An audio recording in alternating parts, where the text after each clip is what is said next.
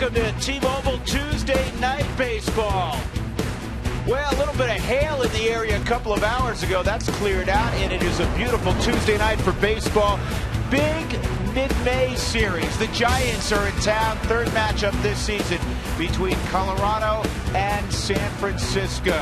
And the Rockies made a roster move earlier today. Not a surprise. Michael Kadire, after missing slightly more than a month, was activated from the disabled list. He had a left hamstring strain. He's ready to go. Chris Martin, who did a nice job for the Rockies out of the bullpen, was optioned down to AAA Colorado Springs. And with that, we officially welcome you upstairs. Glad you're along, as always, with my partner, George Frazier.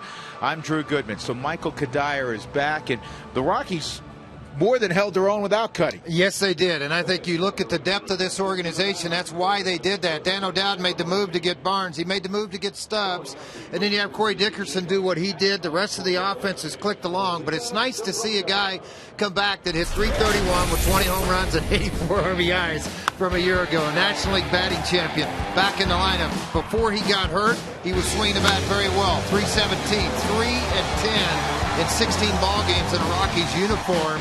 And then the injury happened in San Diego on a high chopper to shortstop Everett Cabrera, trying to beat out the throw, grabbed the back end of the knee.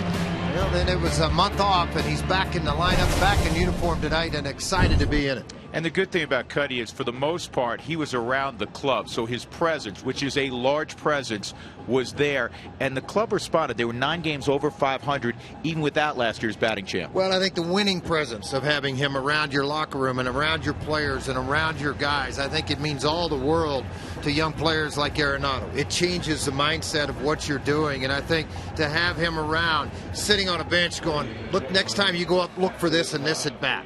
This is a pattern I'm seeing. That's huge to have in your dugout. Well, speaking of huge, I know it's the third week of May, but this is a pretty large series. We'll talk more about the matchups. The Rockies at Giants, 3-game set commencing tonight at Coors Field.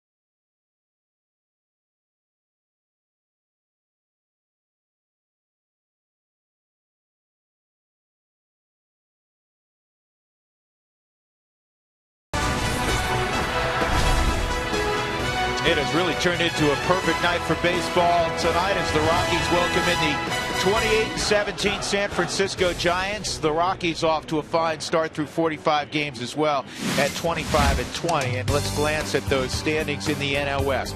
The Rockies 3 games behind the Giants. The Dodgers are 5 off the pace. Padres are hanging in there, and the team that's having the roughest year, the Diamondbacks at 18-28. So this NL West is very, very competitive. You can make a case it's the best division in baseball right now, at least with the way those top 3 teams are playing. Well, I would agree with you, and I think it's going to get better too, because I think the Diamondbacks will play better eventually than what they have so far in the season. But early on, and you look at this series we're looking at the next 3 days in Denver, you get excited about it because it's a chance to make a statement against the team leading the division right now. Bumgarner's going to start tonight, who's been very good on the road against Franklin Morales. Matt Cain against Chastain, very good matchup in tomorrow's ball game, and then an afternoon game, and Tim Hudson going against De La Rosa. Yeah, and that'll be terrific. Tim Hudson was iffy whether he's going to make that start. He had a successful bullpen today and will start on Thursday. Frankie, last time he matched up in Coors Field against Madison Bumgarner, he won the game 2-1. Both pitchers were outstanding. They were very good. Bumgarner with a couple of home runs, but Frankie controlled the ball game, and he controlled the strike zone. I think effectively wild is a good way to put it. Strikes, but are they quality strikes enough to get some swings and misses and get some ground ball outs? On the flip side of that, with Madison Bumgarner, it was LeMahieu, the high fastball, something he'll do to you, the hard slider down and away to the left-handers.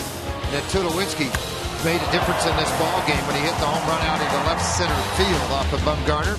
Then the next time up, Arenado, see you later. And it made a difference in the ball game. Obviously 2-1. The 2 power guys got him, but he has thrown 3 and 1 out on the road right now with a minuscule earned run average about 130. So this is a difficult customer to go against here tonight.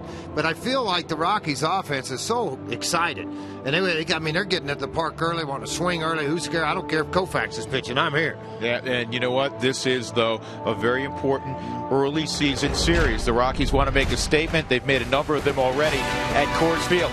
We are set to go. We know you are as well. Rockies, Giants, come on back to 20th and Blake with us.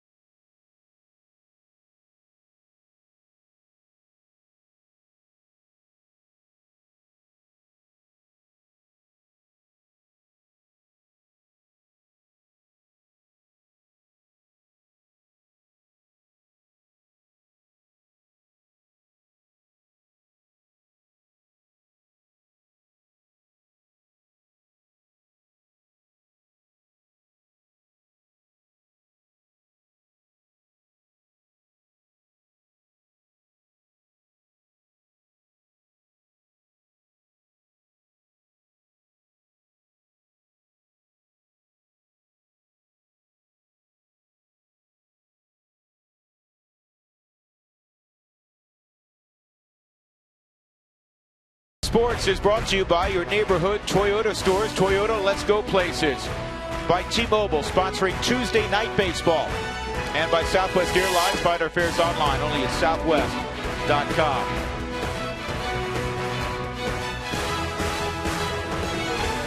Franklin Morales making his way to the Coors Field mound as The Rockies getting ready for the Giants. They are 3-3 so far this year against San Francisco. Took 2 of 3 at Coors Field earlier in the year and lost 2 of 3 at AT&T in the first part of April. Gregor Blanco is going to lead off. Angel Pagan has a sore shoulder. He hurt it Saturday night trying to make a diving catch against Miami. He is day to day. So they will miss his bat at the very top of that Giant lineup.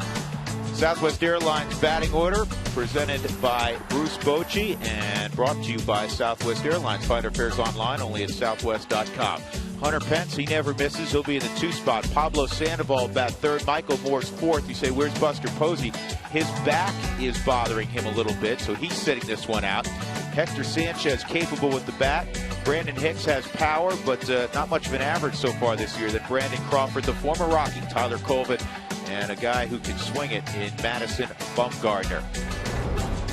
And a look at Frankie, you see what he does and see what's going on with him. 9 starts, 8 ball games in, 3-3, 540 earned run average, and the 46 2/3 innings. The walks have been the bugaboo the last 4 as he's walked 10 in those 21 innings. And those numbers, George, brought to you are taken care of by Inova Cancer Care. Treat prostate cancer in only 5 sessions. Visit InovaCC.com. Well, George, you know, Frankie, last 4 starts, given up at least 4 runs, and he's always been known as effectively wild. He's due to have a start where he commands the fastball a little better. Well, much like what he did when he pitched against San Francisco in that start we showed you in the open. You know, 7 innings, 1 run given up, a walk, and 7 strikeouts.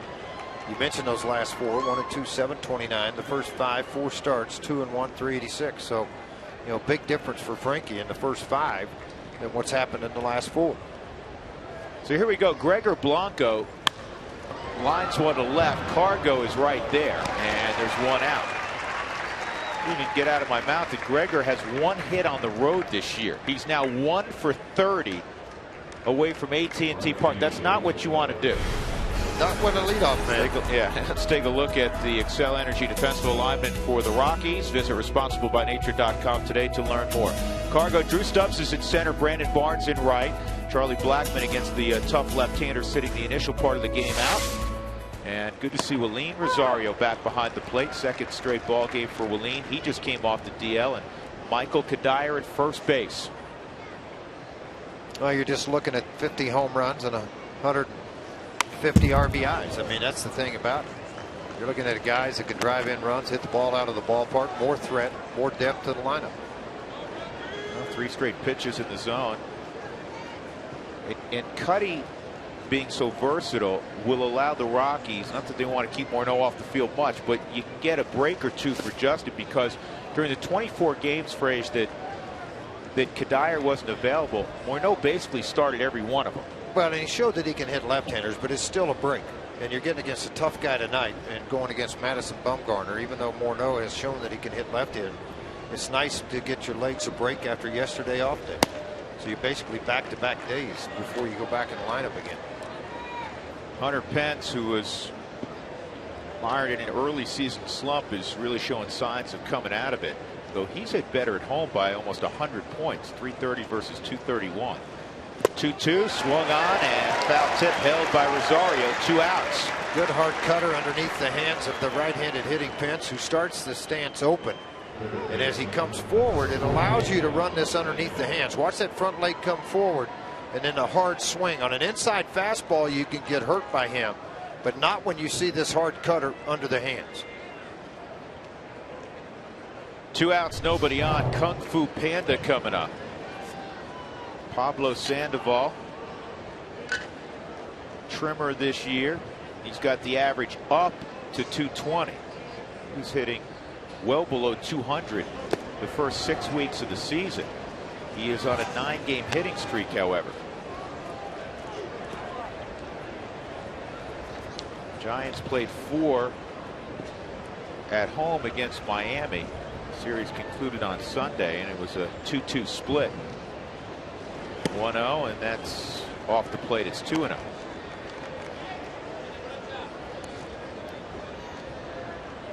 Pretty close to that last pitch, right on the outside corner in the 4th strike zone, appeared to be a strike. Top to third. Nice pickup by Arenado on the move. He fires to Kadire, and that's a terrific start for Franklin Morales. An 8-pitch first inning.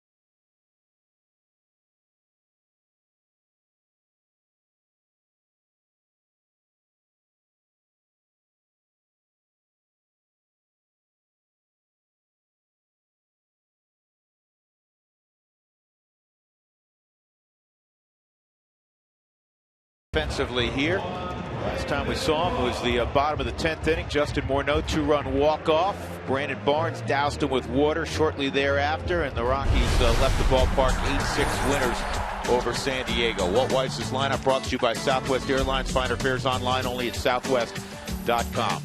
Brandon Barnes will lead it off. Kadire will bat in that familiar 2 spot that he's held down this year when healthy. Then Tulowitzki, Gonzalez, Arenado. Willeen Rosario will bat 6th. Then Drew Stubbs in at 330. DJ LeMahieu's been hot. He's got the average to 303. And Franklin Morales. Let's take a look at some of the numbers for Madison Bumgarner. Big, strong left-hander. His numbers brought to you by Inova Cancer Care. Treat prostate cancer in only 5 sessions. Visit InovaCC.com. Well, you see 9 starts, 1 complete ball game. He is the ace of this staff. 52 2/3, 16 walks. What's impressive is the road numbers. Out on the road this year, 3-1, 1.39 earned run average, and in 36 innings plus, he's 39 innings. He struck out 36, only walked 6.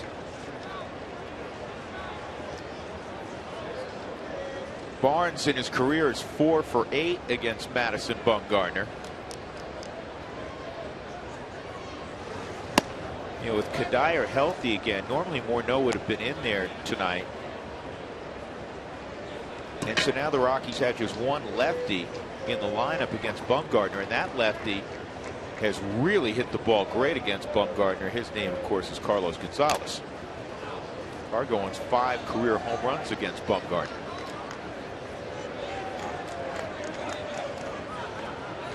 Barnes had to miss a game on Saturday night, got a little food poisoning.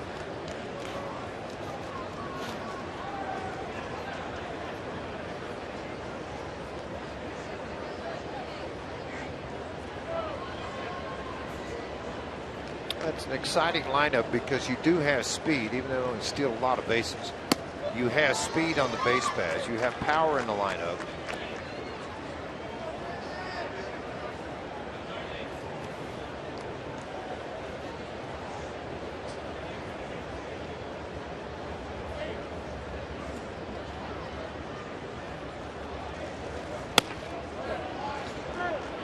No swing, 2-2. Tell you about our umpires tonight. Vic Carapazza, who's in his 2nd full year as a major league umpire on staff, is behind the plate. Adam Hamari is up from the minor leagues. He's at first. Jim Reynolds at 2nd, and the crew chief Bill Miller is at 3rd. 2-2 on Barnes. Bottom of the 1st, no score.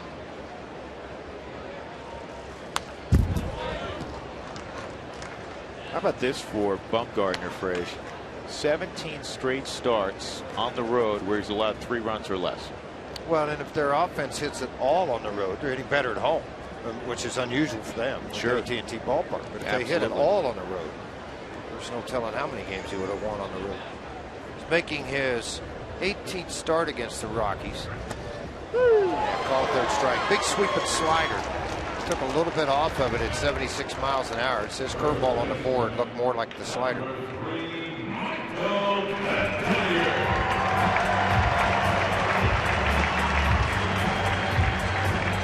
And a warm reception for Michael in his return. Again, he missed 24 games out since April the 17th. And he reiterated yesterday that that leg is full go. He's not thinking about it. Feels 100%. That's a strike. So much so, George, that he got a bunch of at-bats when he went down to extend it, because you can do that, especially on camp days. 14 in 2 days. So he went to Colorado Springs on Sunday. He got 2 at-bats. One was a walk, and then he just said, okay, I'm good. Bought everybody a meal and headed north. Headed north, exactly. Well, and I think the thing about it, and he made this comment in the newspapers, I was not coming back until I was 100% healed. So there wasn't the sense of urgency, only because of what the club was doing. The club was winning baseball games. 1-1 on Cuddy. Fouled that off his foot. 1-2. Michael's hit well in his career against the Giants, but what's interesting is he's done most of his damage at AT&T, which is a hard park, as we all know, to produce big numbers offensively. And he's hit .320 at AT&T, .216 surprisingly at Coors Field.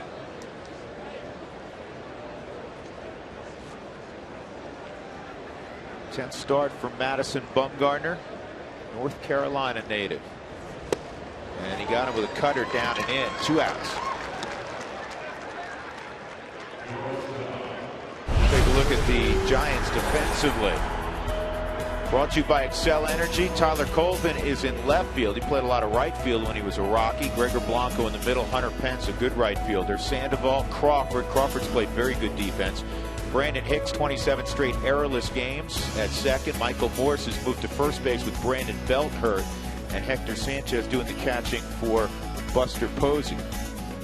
And Brandon Belt's going to be out probably toward the till the end of June with a broken thumb. He got a scare the other day too. Got a ball thrown and bumped up against his hand, and it was actually a foul ball. He's sitting in the dugout last Friday night. Now you can see the injury there where it got him right on the hand.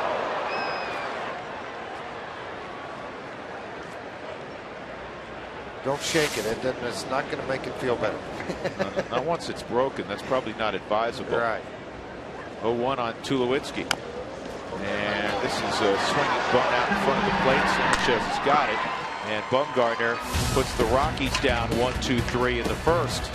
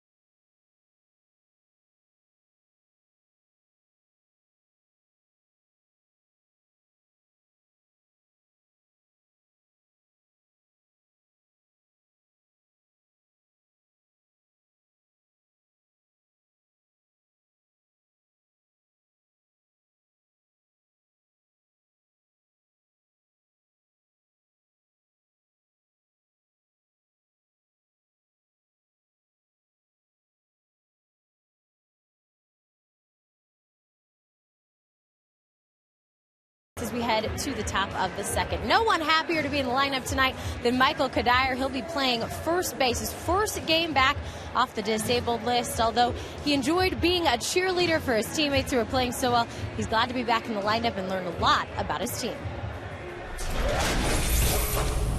Our belief is there, and that's a big thing. You know, we had it last year to a point, but then once we had injuries, we kind of lost that belief. And now we've been able to overcome some early injuries and still have that belief that we can go out there and win. And that's a big thing to have, because you know, you got to go out there and believe and expect you're going to win each and every game. If you don't have that belief, then you're already down.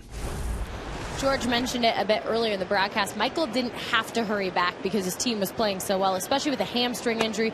You really want to make sure you're ready. And I got a chance to talk to Cuddy before the game today in the clubhouse, and he said I really had to test that hamstring, make sure I could go through all the motions, especially on the base path. And he got the chance to do that in his rehab stint down in Arizona at extended spring training. He hit a triple. He also had to go first to third off a single. So for him, he said as soon as he hit that ball and he knew he was going to have to try and cut the bases and get to third, he said in his mind, as soon as I made it there, I did a check on my hamstring. It felt good, and I said, great. I got over that mental hurdle. I know I'm ready to play. Jenny, thank you. Yeah. Here's the 2-0 from Frankie. That's inside 3-0 on Michael Morse. Talking to Jim Wright before the ball game, and he said with Franklin, who has always been described as, when he's going well, as effectively wild, he just has to slow down. He gets going so fast. That's when he typically sprays his fastball. Morse, who has 10 home runs, gets the green light, 3-0. How about this? You'd never think this, George, from the Giants. They're second right now in the National League to the Rockies in home runs. They have 51. Well, you wouldn't think that, and there's reasons for that, because whenever you start to look at a ball club and you see what their records are, home and road, there's not a lot of, they don't have a lot of home runs or high runs scored at AT&T. Now all of a sudden they are getting the home runs, but a lot of it's due to this guy right here. Morse with 10 home runs right now. Well, I'll give you an idea. Last year they had 5 home runs from their left fielders the whole year. Morse has 10, and it's May the 20th. Time now for the Lowe's Never Stop Improving stat.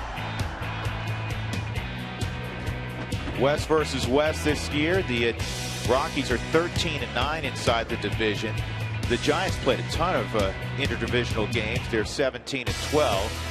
And the Dodgers are 14-13. This ball to center field off the bat of Sanchez. Stubbs has it, 2 outs. Well, so much is said about the offense of the Rockies, but the interchangeable parts, you have Dickerson and Blackman, you got speed in the outfield. Today, you've got Barnes and Stubbs, tremendous speed along with Gonzalez. The defense on the infield, and when you have that type of thing behind you as a pitcher, you know, that's why they scream challenge, make them hit the baseball, let them catch it. We don't care about strikeouts. Strikeouts are overrated. Outs are underrated. Yeah, no kidding. Outs and out. Well, he doesn't strike out many guys. I don't care. Does he get outs? As you know, Drew, and you and I've talked a lot about this. The best radar gun in baseball stands in left field at Coors Field. The scoreboard. That's right. Good changeup. 1 ball, 1 strike on Brandon Hicks, and it's become mandatory in the Rockies minor league system. Pitch to contact. They want ground balls up here. That is what they're teaching, you know, in Asheville and Modesto and on to Tulsa. That's a base hit up the middle. So we have our first base runner, a 2-out knock for Brandon Hicks.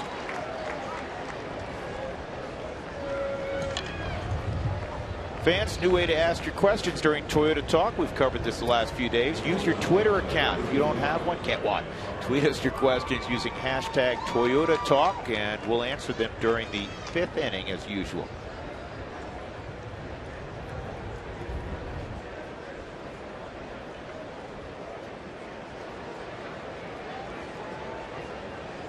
Almost thought that was Huey's truck, George. Yeah, how about that, huh? What a great day that turned out to be. Yeah, Brandon Crawford at the plate. Yesterday, the Rockies' annual charity golf tournament. And our very own Jeff Houston comes running up to me about 6 holes into the tournament. He goes, "How's your day going?" I said, "Great, it's beautiful out." He goes, "Not as good as mine." I said, "What are you talking about?" He goes, "I got a brand new truck." He had a hole-in-one on his 4th hole yesterday. 180, I think it was about 184-yard uphill par 3. Holed out, first ever hole-in-one, brand new Toyota 4Runner. Cody, his youngest son, immediately called dibs on that, as you did, didn't you? Yeah, I did. I texted. I said, well, his son's going to enjoy this one. He said, no, he's getting the old one kicked to him. Dad's keeping the new one.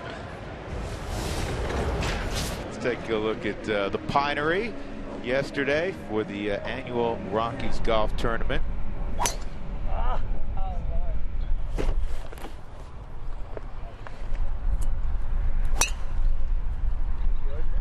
Nice controlled swing by Pacheco, huh? Nice and easy. Good camera work, too. I can hear it right now. Houston steps up to the tee. He's got a 3-iron in his hands, uphill, 190. Changes, goes back to the back, gets the 5-iron. Do you know what was great, George, about that? I think I told you this story last night.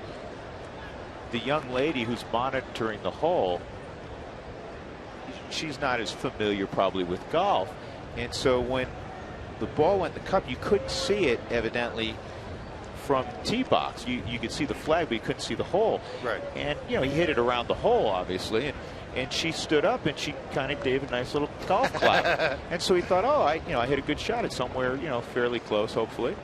He got up there, he's looking around because no one else was on the green. This is pulled to first, end of the inning. Nobody else is around the green. And so he's looking around for like 30 seconds, and the young lady finally said, what are you looking for? And he said, my ball. She said, it's in the hole. That's good. Like there are going to be 4 or 5 of those today. Yep. Congrats to Jeff.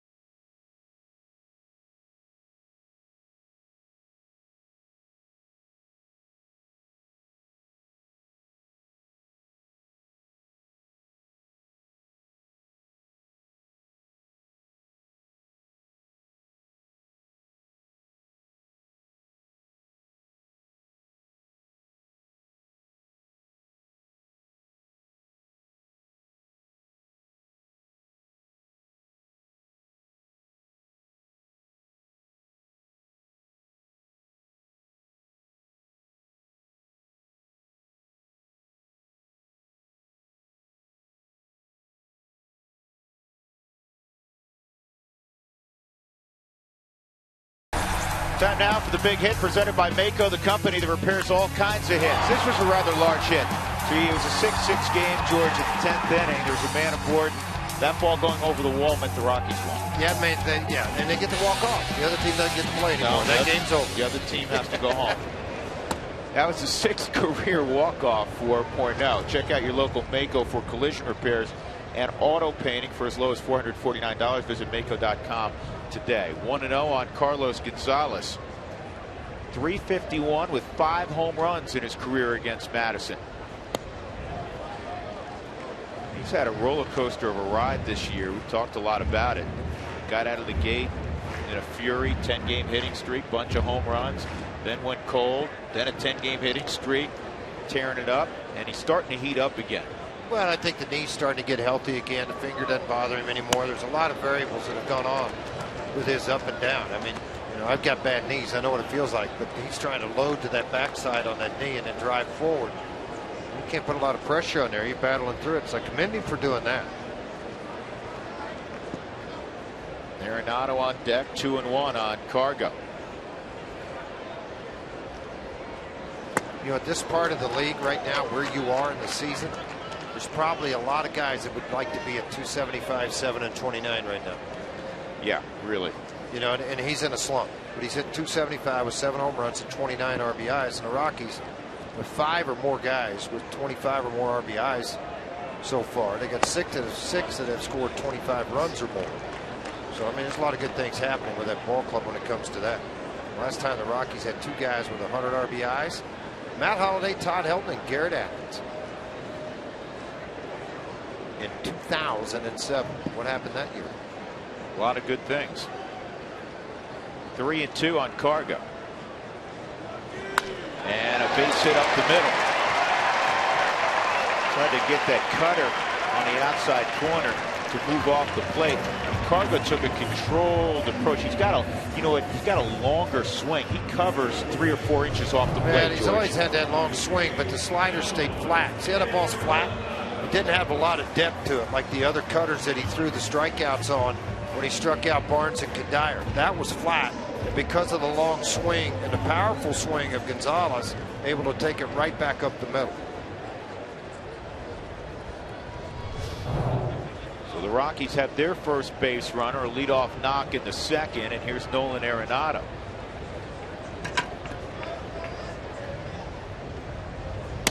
He takes a strike, and Nolan, for the first time this year, scuffling just a little bit. He's 0 for his last 13.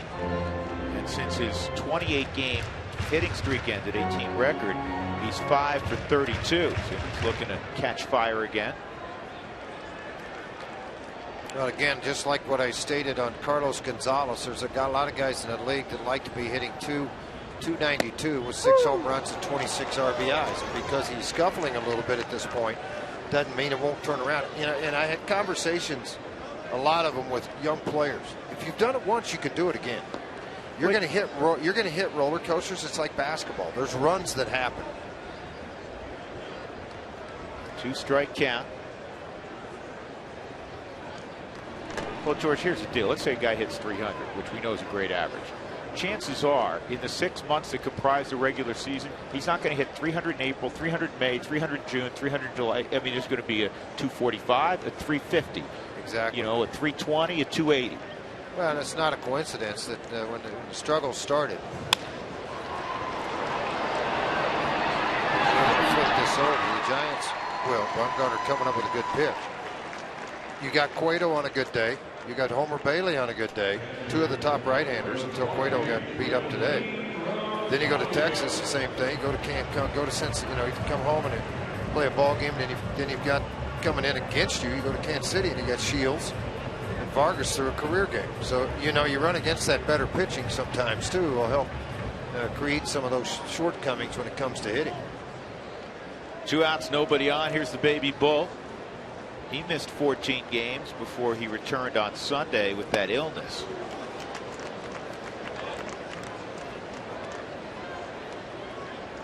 I kept saying, with all the great numbers the Rockies were producing offensively, for a couple weeks there, you had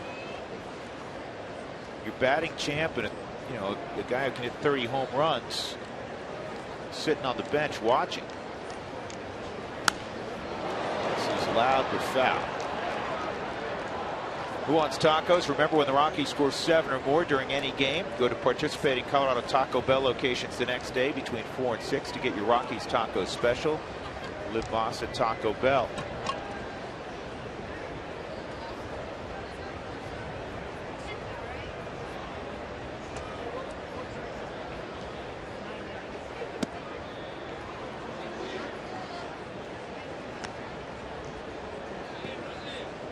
Rockies in this series, as we described off the top, are getting the top 3 in the rotation this year for the Giants. Bumgarner has been outstanding.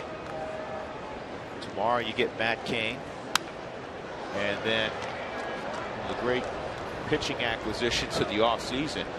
The guy who's won more games than any active pitcher, Tim Hudson. It's Cain. Cain been on the DL, off the DL, has thrown the ball better since coming off. Dave Righetti, the boss of that pitching staff, a very successful job and a successful run with the Giants. was a pitching coach when Lou was there. When you typically fire a manager leaves, you know, the next guy coming in brings his own guys in. But Righetti's been the guys. You look at Tim Hudson in the dugout. And again, Tim Hudson threw a bullpen earlier today. He missed his start on Friday. They pushed it back. And he was going to throw a bullpen on Sunday at AT&T. They pushed that to today. And he came out of it okay and will start on Thursday. Buster Posey has a little nerve irritation in his back. And his availability is in doubt for tomorrow as well. They hope to have Pagan back tomorrow. That's a guy who's hitting 321 at the top of your lineup, a little bit of pop too.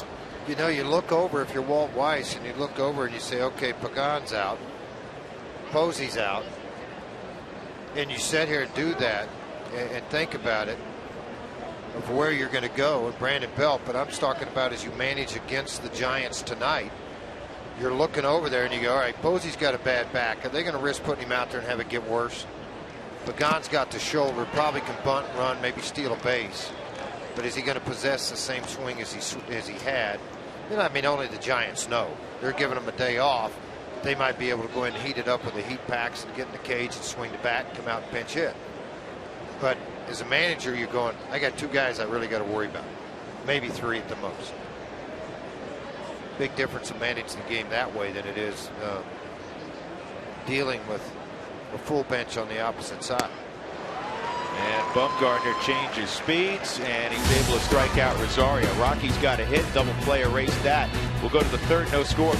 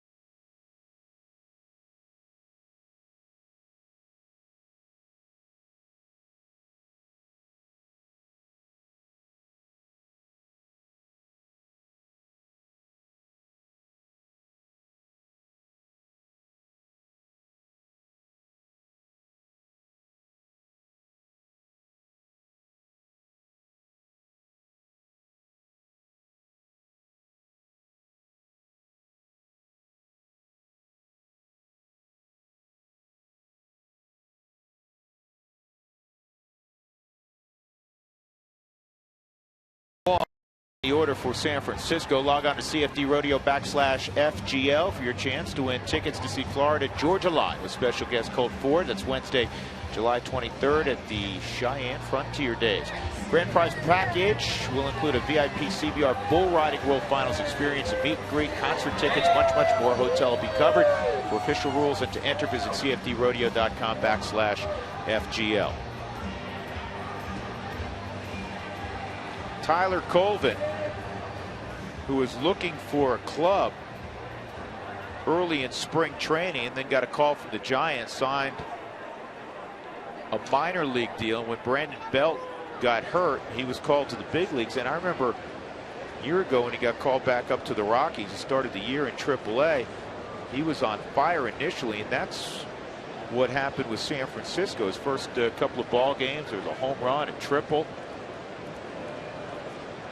Well, he was with a couple of clubs in spring training, one Baltimore, but everybody Baltimore signed, their doctors nixed the deal. Coleman had gotten a big league deal with Baltimore, and then after the physical, they nullified the contract, and he was trying to find a job, and that's when the Giants gave it to him in spring training.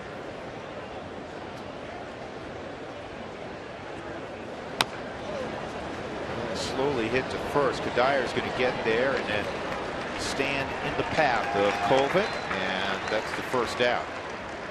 For a great ticket deal, check out the Rockies mini plans. 15-game plans start at just $165 per package.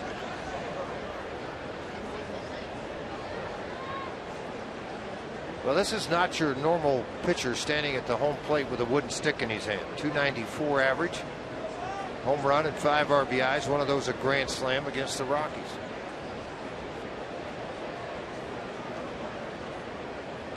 And he gets a curveball. Ultimate tip of the cap.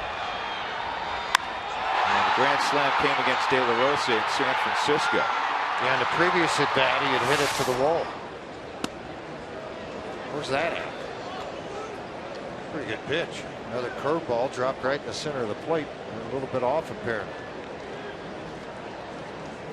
The only other San Francisco Giant to hit a grand slam, former Rocky Sean Estes. Estes at one point a 15-game winner in a Rockies uniform. How about Bumgarner meeting Puig at the plate after he hit that home run against him? That's fouled off. And afterward he said, I was just telling him, hey, that's a really good swing.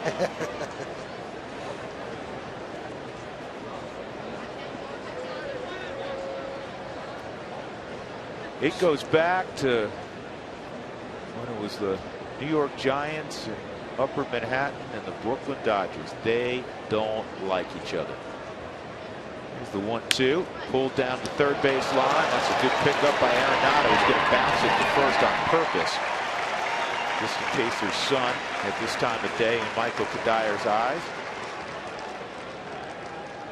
Well, they'd worked on this in between innings in the first two, that if that sun peeks out behind a cloud back there, that's the ultimate blind spot for Michael Kadyr. See Kadyr just pointed him, said nice job on the throw over on the Mike Shaw Subaru Supermo. Good backhand by Arenado. Plant the back foot.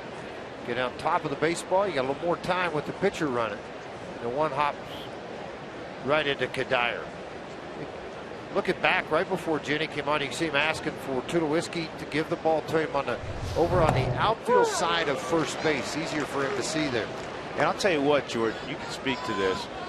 What Nolan did, still not that easy. You're just not trained to try to throw the ball on a perfect one hop from third base. I mean, well, on AstroTurf it was obviously much easier than it is on grass, because you don't know if it's going to fluff up and jump up on you, stay down on you. And that's why you work on it. Every throw Nolan threw in between innings, the first two were just that. They were one hops into Michael Kadyr.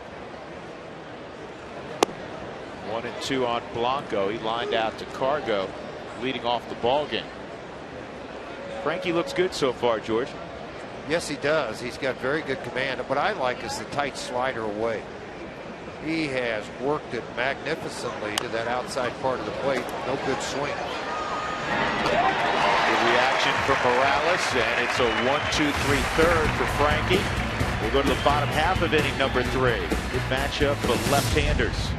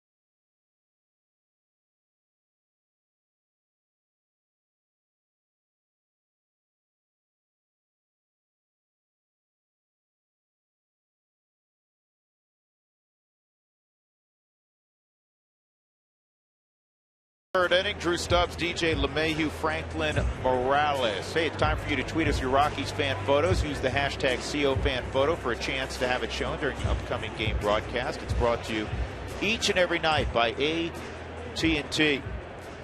Franklin Morales has been good. Madison Bumgarner has been good. One hit for each side with George Frazier and Jenny Cavnar. I'm Drew Goodman.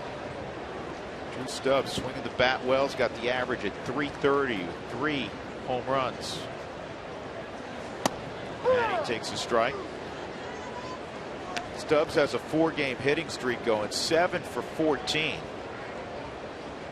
Pinch hit and stayed in the game on Sunday, was 1 for 2. He's hitting .400 against lefties. And one of the big reasons, George, that the Rockies not only survived but thrived in the absence of Michael Kadire.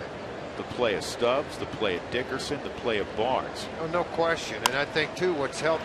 It's going to be a tough play, and you're not going to throw out Stubbs. Great play by Crawford to get to the baseball. It'll be an infield knock for Drew Stubbs. And I think, unfortunately for Drew Stubbs, when everybody wanted him to be that everyday guy, that when he got into some of those slumps, he had a long time trying to get out of them. But now with the Rockies, when you're used in situations like this, and you see great speed up the middle here, Crawford, great play. I thought this ball was going to get by him into the outfield. See it on the Mike Shaw Silver Super Mode, and a throw on to first base. The speed outruns it. Is that you get those days off, so it allows you to work in between getting those days off and being able to swing the bat. There's not too many teams in baseball that can run a .330 and a .303 out in the 7 and 8 hole of the lineup. No, there really isn't.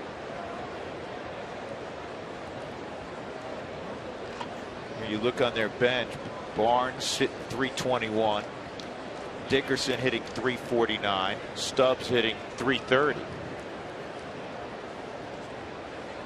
Those are your 4th and 5th outfielders, right? Yeah, exactly. And not only that, the stolen bases, the defense, everything. The average is great, but it's the intangibles that they bring to the plate, to the field every day.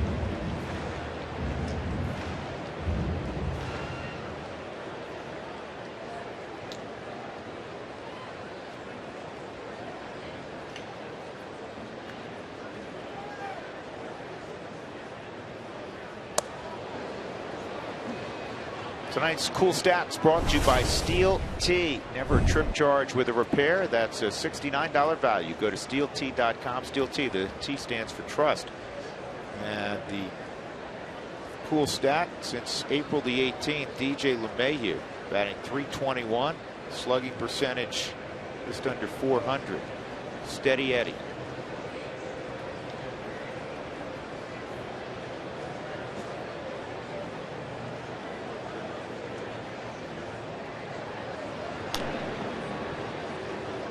Respecting the speed of Stubbs, bottom of the lineup.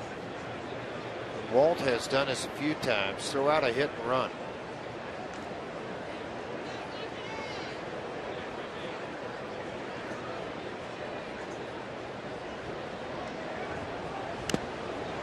You know, it's difficult right now as it is for the fielders throwing to first base. It's difficult for the pitcher throwing over, and for a hitter or a base runner to be staring directly into the sun. Sanchez on the year, 12 out of 16 games started so far. The ERA of this pitching staff, 383 compared to 296. He has thrown out 26% of would-be base stealers. This is in the air down the right field line. Pence is going to get there.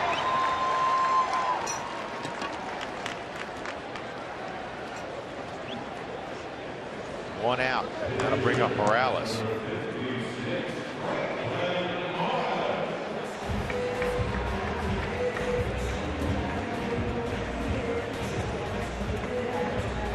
Windshield damage, and you may have gotten some damage today. It was hailing like crazy. Trust Safe Light. Go online to safelight.com or call 303-287-5000. Did your car get any little dingy dents in it while you were driving to the park? I didn't see any. I took the quick look, but there were cars pulled under bridges to Solid bunt by Frankie, and a low throw, and it's grabbed by Morse. He hit the cutoff problem man. is Michael was not on the bat or close to it. He hit the cutoff man. Wow. You don't usually need a cut for a 45-foot throw, but evidently the Giants employed one there. Look at this. Yeah. I mean, Michael, you're on the ground. He's not going to hit you. You threw it right over. Just let it go. Nice. He was, you know what? I don't think he could have gotten out of the way of that thing because he was on his knees. Yeah, you're probably right. So the Rockies catch a big break. There's 2 on, 1 out instead of a runner at second and 2 outs. And here's Barnes, his second look at Bumgarner. And they're scoring it a hit. I don't think there's any other way you can score it, is there? No, because he beat the throw there, didn't he? Nobody made an error. Right. Maybe an error in judgment or penalty, but you know, I mean, come on. Well, when you have a guy like Bumgarner on the hill, George, any sort of miscue, physical or otherwise, you got to take advantage if you can. Yes, you do. And this is where you have speed everywhere now, except at first base with Frankie. But you hope you keep the inning alive here. Tough hop and a good pickup by Crawford to get Barnes. So it'll be second and third for Michael Kadire with 2 gone.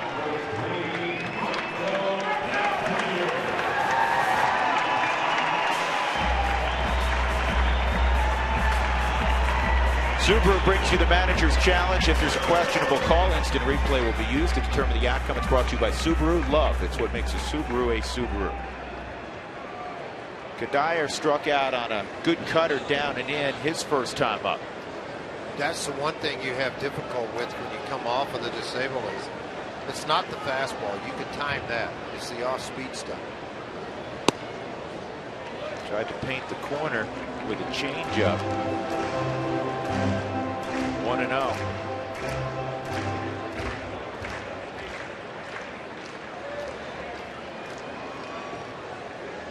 George mentioned it off the top. When Michael went down, he was off to a tremendous start.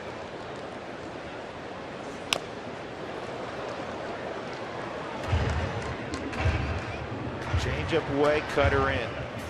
Is there a lefty left in baseball that does not throw a cutter, George? I don't think so. More and more guys are doing it, even the right-handers now. I mean, and you wonder why, because you know, Rivera did it for so long. Why didn't guys use more of it then, or why didn't they come up with it more?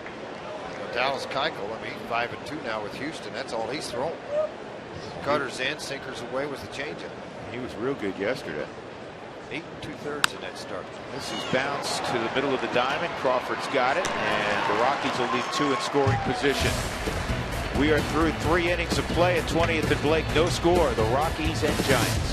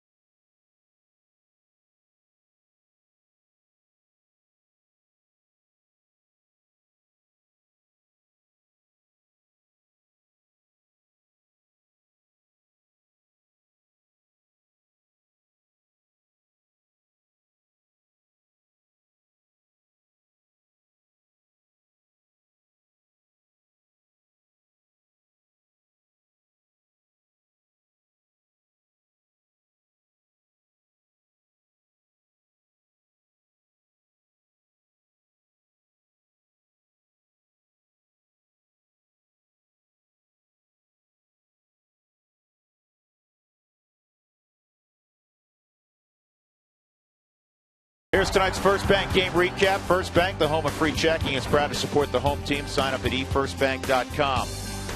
Well, both starters have been terrific, and Franklin Morales, who at times can run that pitch count up, praised through 3 innings. He's averaging 11 pitches per inning, basically, which is off the charts good. Yeah, the 8-pitch first inning really helped him with that part of it. Bumgarner with 41 already. Both these guys have thrown the ball very, very well in this game. And you just kind of wait for the first mistake to happen, whether it's a pitch, an error, a miscue defensively somehow.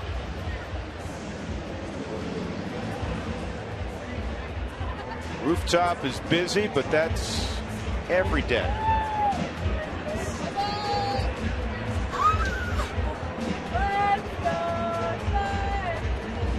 Well, we're going to terminate her contract. She's done. She's not allowed to appear anymore. Yeah, you see that unorthodox swing of Hunter Pence as he prepares to come up the home plate with it. That hard slider down and in got him in his previous at bat from Franklin Morales. See if he can work his magic again.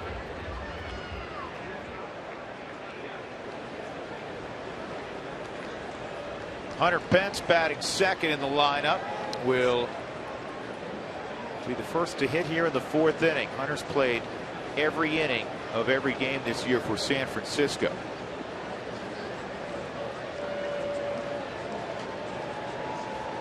He's one of those guys who has a reputation for being relentlessly positive. And he's relentless on the field in how he plays. He's a real physical player. Aggressive at the plate, aggressive defensively.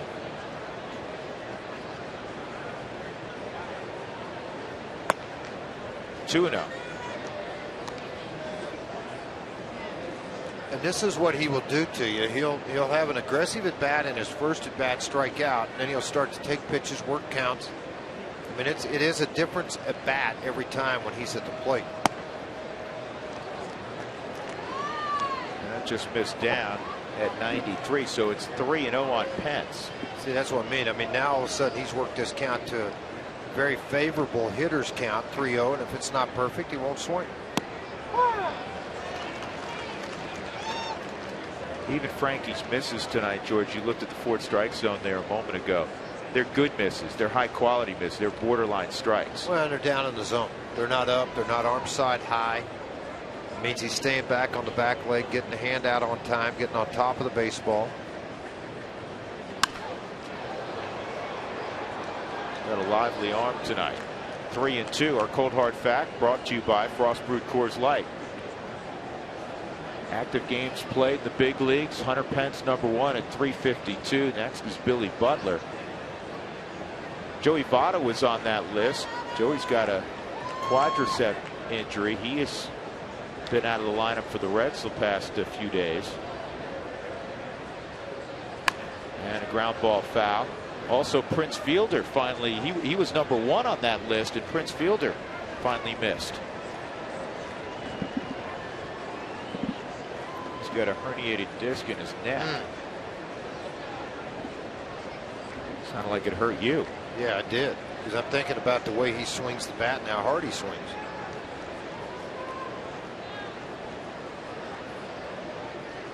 Another 3-2 on Pence, and he fouls that pitch off. Take a behind-scenes tour of Coors Field. Group and individual tickets available year-round by calling 303 Rockies for your group to come to the yard and take a look around the ballpark.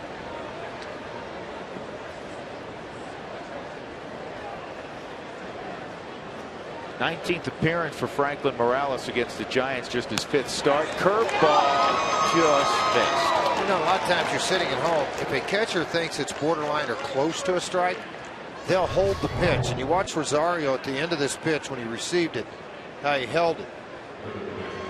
You know, it's an outside pitch. He's hoping to get on the receiving end of it that he could pull it to the corner to get to strike 3, not close, and a walk to Pence. Let's see if Franklin can get a ground ball here. Sandoval at the plate. He homered on Sunday. It was his first home run since April the 13th. It's in the final year of his deal, and a lot of people have. This is a normal sports thinking. When a guy's in his final year of his deal and he struggles, you think, well, the contract's on his mind, and he's denied that, but he has gotten off to a very slow start. I don't know how a guy can't think about it. You think Stephen Drew, who just signed a one-year deal with the Red Sox, you think he hadn't thought about it since January, February, March, April, and May as he sat at home? Turned down a qualifying offer a year ago, then ends up a free agent, can't get signed. Kendry Morales still sitting at home, doesn't have a team to play for. So I think players feel like you can overevaluate your market value. I know the Seattle Mariners offered Morales $30 million over 3 years. It's in center field. Yep. Stubbs has plenty of room.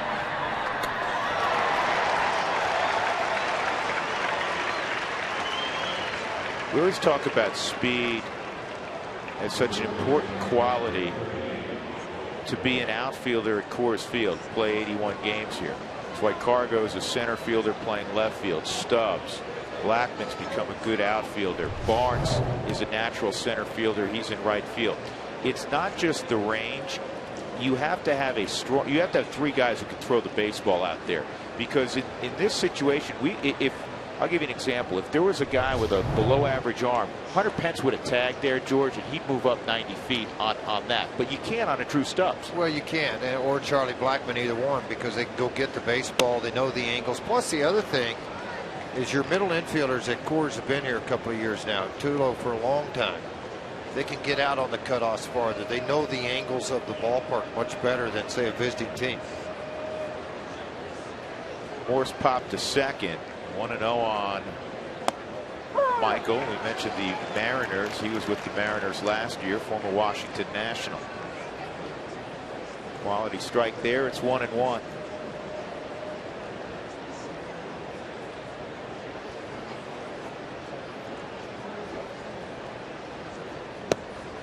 And 1-2. Morse, a very strong guy with a long swing, but he likes the ball on that middle half end where he can pull down the left field line. He's got power at all fields. That's just a good pitch on the Mike Shaw Subaru Supermo. You get a good look at Wallin receiving that pitch, extending the arm out, and keeping the ball up in the strike zone. 2-2. Franklin visited the inside portion of the plate there. You can't repeat with a guy like Morse. In other words, you can't go with the same area every time or the same pattern every time.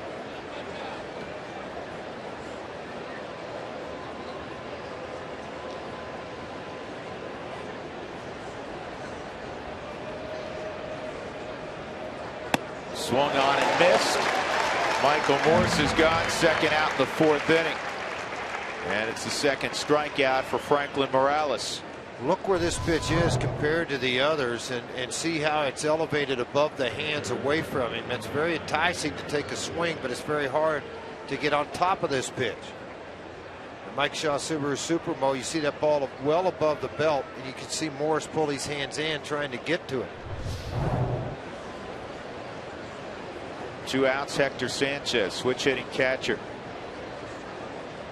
A lot of teams that have called the Giants about Hector Sanchez because he's a good receiver and he can swing it. Well, catchers are hard to find right now, good backup catchers, and you almost have to have a 1A with the Giants because Posey's going to get days off that he plays first base. So you need a guy that can still be productive, not your typical backup guy at the big league level. Down the line, foul. Sanchez, in fact, is hitting .419 in the month of May.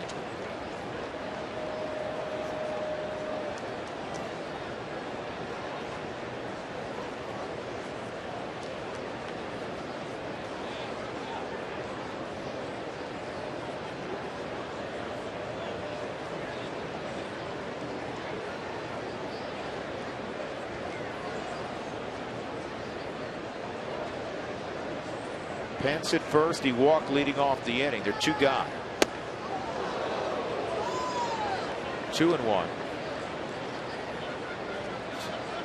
Sanchez enjoying a laugh with Rosario.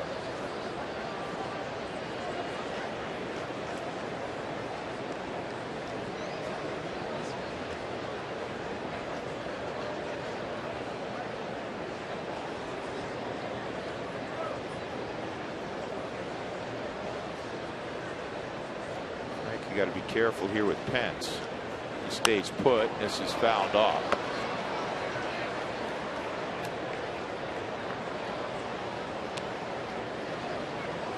Saw your old buddy George in the Giants clubhouse this afternoon. Which one? Bochy, Righetti? Well, I know you got a lot of old friends in there. A lot of guys I played against and with. Sean Dunston. Oh boy. No, he had a visa to get into Colorado.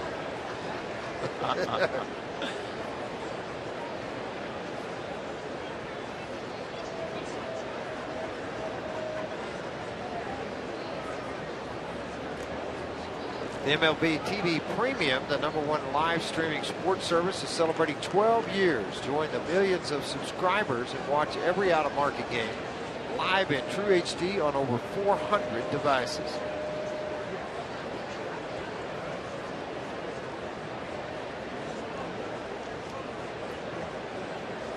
Two on Sanchez, got it, pulled the string. Beautiful job of pitching there by Franklin Morales after the leadoff walk to Hunter Pence. We're in the middle of the fourth. Bumgarner's been good. Morales has been outstanding as well.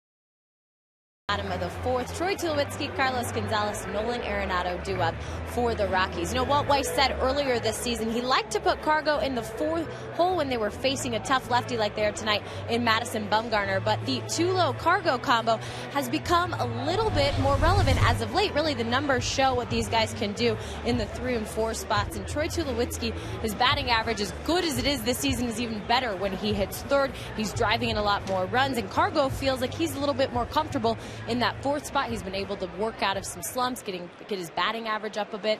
In fact, I talked to Cargo about hitting fourth today. He kind of joked and said, yeah, I got that cleanup average going right now. I'm trying to hit for power, hit some home runs, and let Tulo do all the work driving in the runs. And Tulo said, you know, we get it. Cargo's just, he's not the same guy on the base path right now with his knee tendonitis. And he likes to drive in guys that can have some speed, so to put that up there, you know, and then jokingly he said, of course, Michael Gaddai are coming back with a hamstring, so I got to be careful. But they both seem very comfortable whether they're hitting third or fourth, and that's because there's really no holes in this lineup when you look at the depth.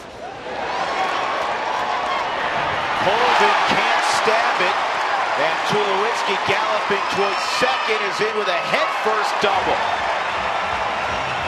Well, Jenny, to finish off your thought on that, I don't think it matters as long as you can say Tulowitzki and Gonzalez are both in the middle of your lineup. Well, I agree, and I think the big thing about it is the protection now. When you have this many bats swinging it as well as they're swinging it, Tulo got a ball out over the plate. See that on the Mike Shaw Subaru Super Mill, and he gets out in front on this ball. and just rockets this thing to left field. Tyler Colvin, last second leap, not in time to catch the baseball. Troy got dirt in his eye on that headfirst slide. Scotty Garrett brought the eye drops out.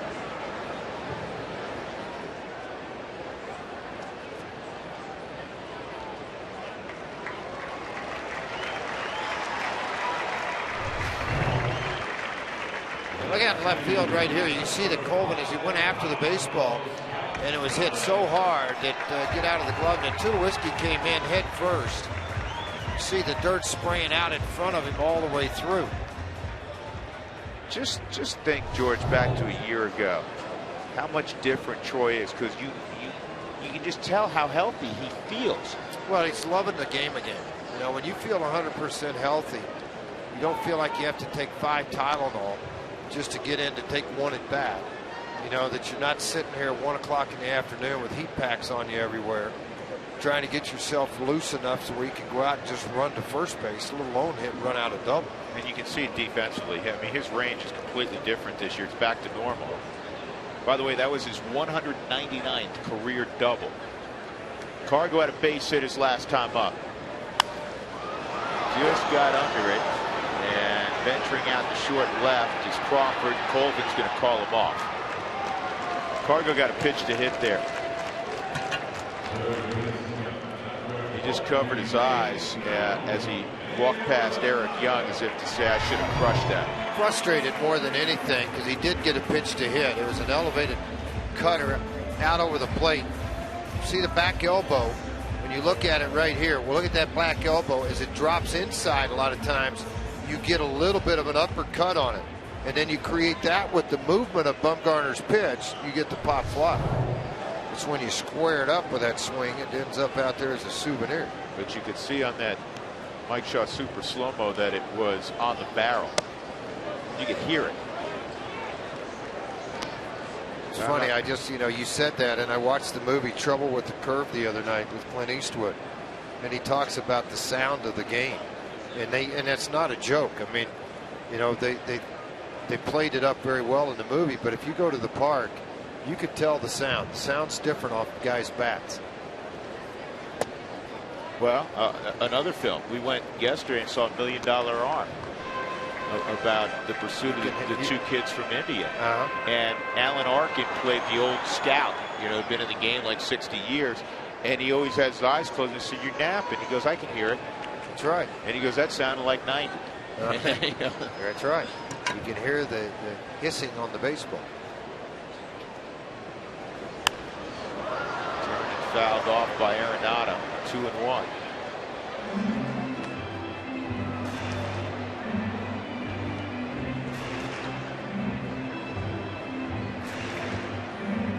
No score, bottom of the 4th inning. The Rockies have 4 hits, the Giants just 1. Rockies took 2 of 3 over the weekend from San Diego. 2-run 10th inning walk-off by Justin Morneau on Sunday.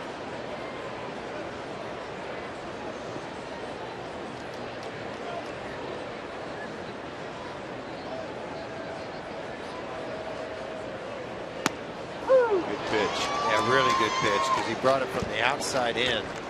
So as a hitter, you give up on that pitch because it's so far away from you. We'll see it right here on the Mike Shaw Subaru Supermo. It's a slow curveball. It's outside, so as a hitter you go, it's not going to get here into the zone where I can do damage with it, so you take it and it catches the corner for a strike. 2-2. 3-2. Both of these teams have done a great job in opening games of series. The Rockies are 10-5. The Giants even better, 11-3.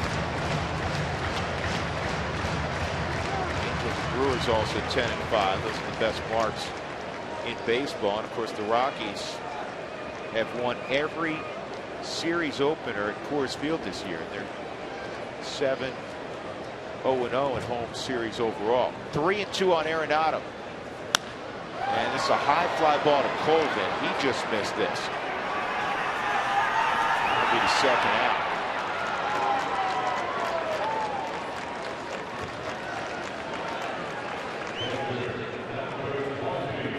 Be left to Willie Rosario. You know, when you say just missed, and 90% of that is they're right on the pitch, but it's the late movement of the ball out of the hands of Bumgarner that does that.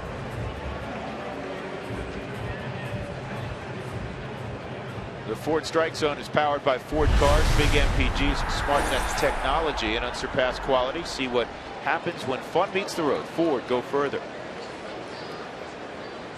Rosario struck out on a curveball his first time up.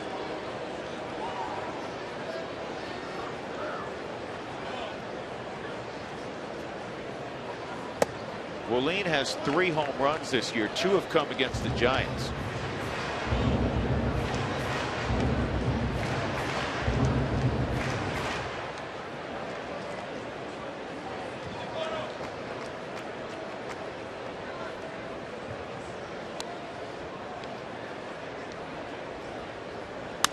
And this ball driven left center field, right center field. It's over the head of Pence. Tulowitzki will score. And Willie into second with a run-scoring double, and the Rockies take a 1-0 lead. It looked like Pence was going to get there initially, and then he had to reroute. The baby bull with his first ribby since coming off the disabled list. 16 now for Willie Rosario. And I wonder if it's the first day in for the opposition playing at Coors Field, because Hunter Pence took off like he had this ball. And then as it got into the outfield, it just went over the top of him. His angle wasn't very good. You just wonder if he got a good read on the ball off of the bat.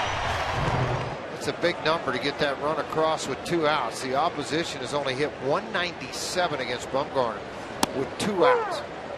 Now the good ones, we've said this so many times, George, and you pitched for a long time in the big leagues. The good ones get the outs when there's traffic. Shut down innings. You know, no big innings. You mentioned 17 or 18 road games consecutive, 3 runs or less by this guy when he's out on the hill. There's a reason for that. He makes pitches and controls the game and works deep into it. 1 ball, 1 strike on Stubbs. He had a base hit his first time up.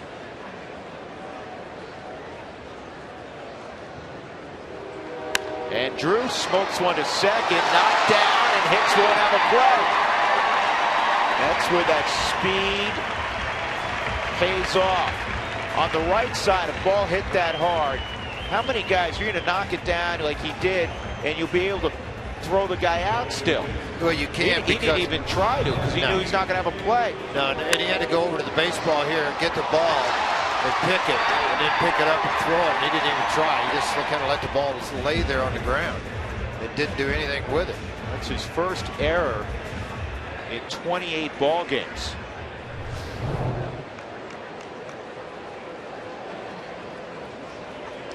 DJ LeMahieu at the plate, 1st and 3rd.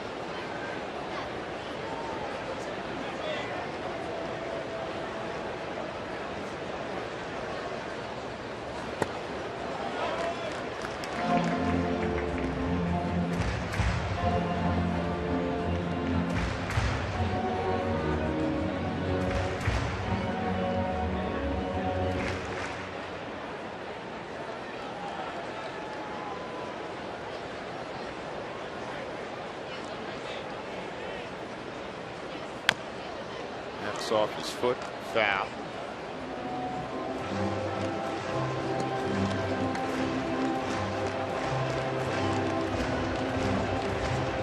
First and 3rd, 1-1 count on LeMahieu.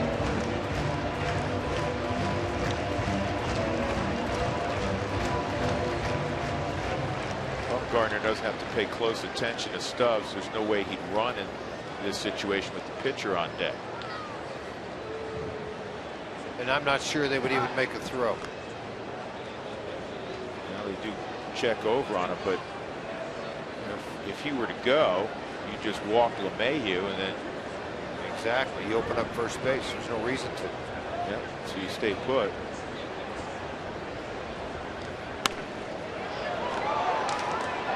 Wells Fargo customers, get your 2-for-1 Rockies club level tickets today by going to wellsfargo.com/Rockies. Wells Fargo Bank, member FDIC.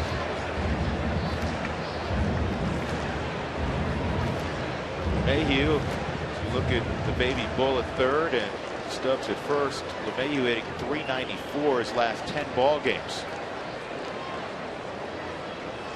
1-2. Stayed with that fastball away. It's 2-2.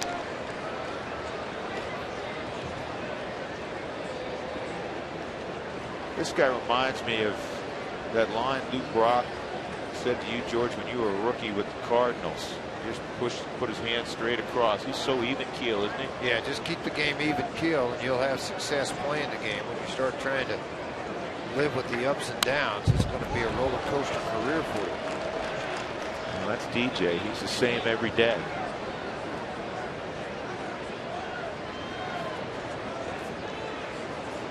Good numbers, 2 outs, runners in scoring position.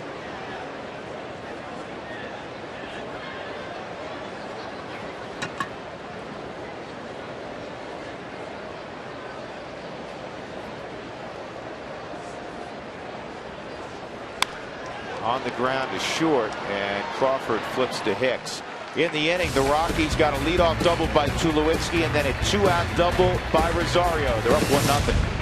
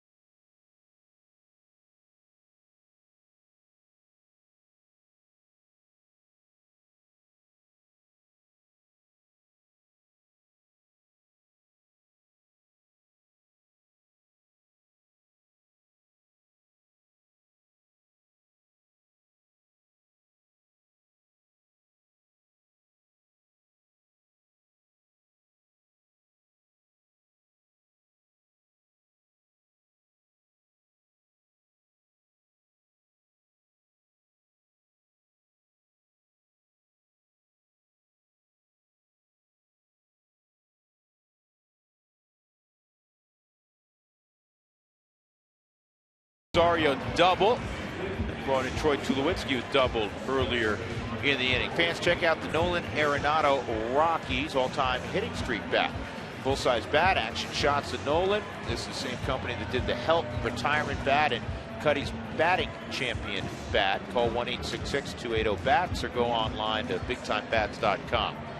You know, it actually kind of looks like the one they did too for, and by the way, it is authenticated by Major League Baseball. That's what this little patch is right here on every one of them. So it will be an authentic deal. And you see it's a nice bat. Got a lot of good things on there for you. You see Nolan. You see him in action shots, swinging it, catching it, doing all kinds of things. But I think didn't they do one for Ubaldo Jimenez also when he had the no-hitter? I thought they did a bat for that too. Yeah, and there was a big hole in the bat because nobody hit it. Atlanta had a tough time that night, right? Yeah. Exactly. Exactly. So go ahead and order this up, folks. Get after it. You bet. Rockies up 1-0. Brandon Hicks, George, will be leading off here in inning number 5. Hicks has the only hit. It was a base hit up the middle in the 2nd inning. The only other base runner, a leadoff walk last inning for Hunter Pence. He was stranded at first. 0-1.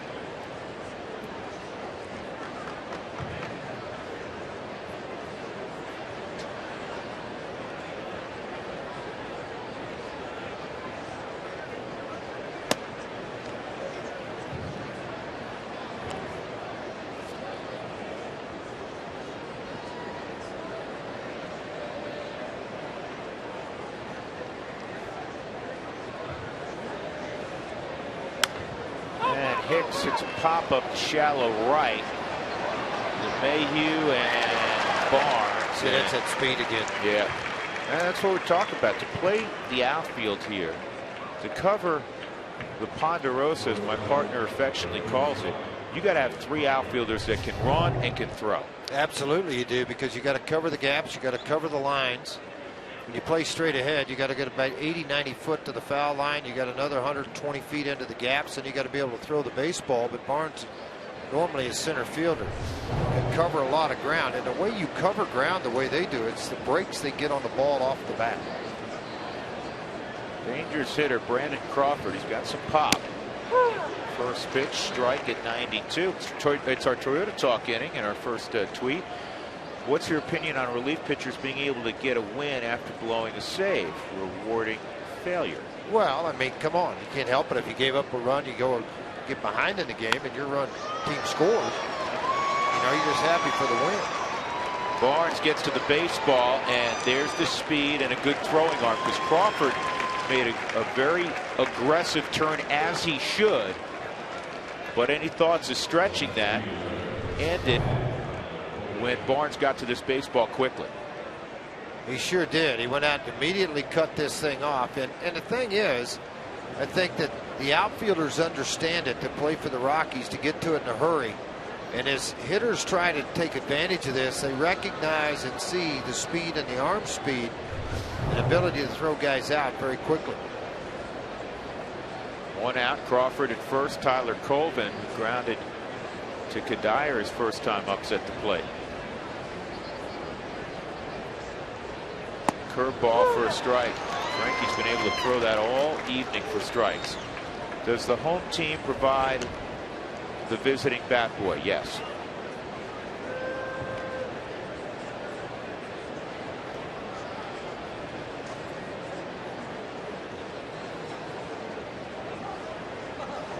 Not a balk. Normally you would be if you make an attempted throw to first. It would be called a balk if you don't release the baseball, but because he stepped off the back of the rubber and cleared, it's not a balk. It's an attention getter. Colvin lines it down the line, foul. And that is most fortunate, because Crawford, I think, would have scored on that. Well, you're going to see an argument out of Flannery. You may see one out of Bochy here too, because it looked like there was chalk that flew or paint that flew.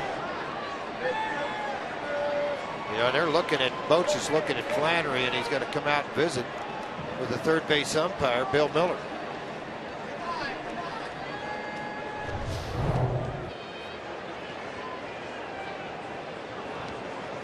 You're watching this, see where it is. Miller's right on top of it. Foul ball.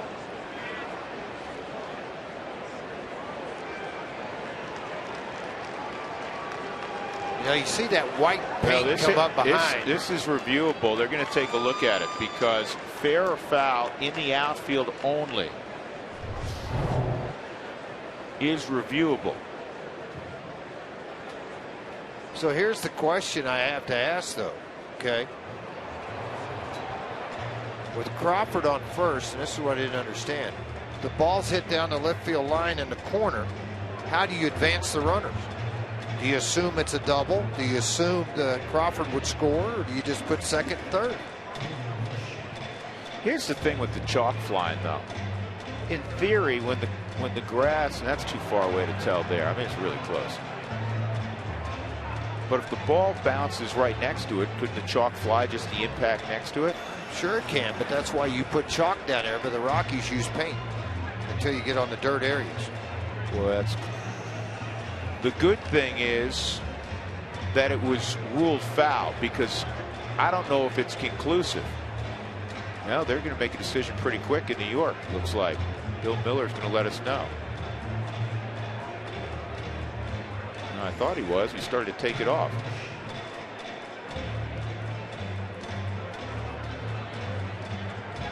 That distance, it looks... Well, there's definitely really white close, chalk that comes up. But you're looking at it from a long ways away.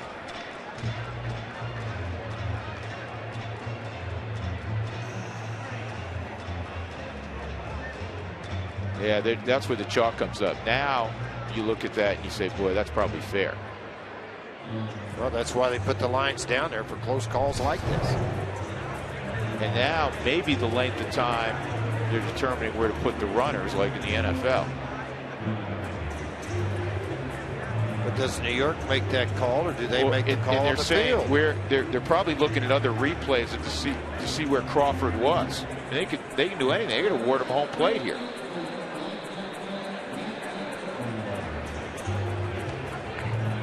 This manager's challenge is brought to you by Subaru's EyeSight Driver Assist technology, a vigilant safety feature that gives peace of mind to every drive. Yeah, with the length of time, I guarantee you this is to assign where each runner is.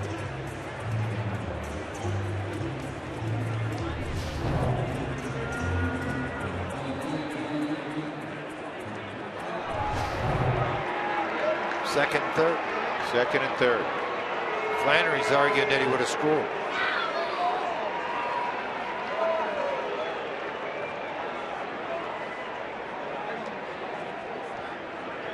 So it's a double for Colvin. Crawford goes to third. Hey, did you see what Crawford just did? He went back and touched second before he went on over. And Colvin just did the same thing, George, at first. And Bochy's saying, how you tell me he wouldn't have scored there?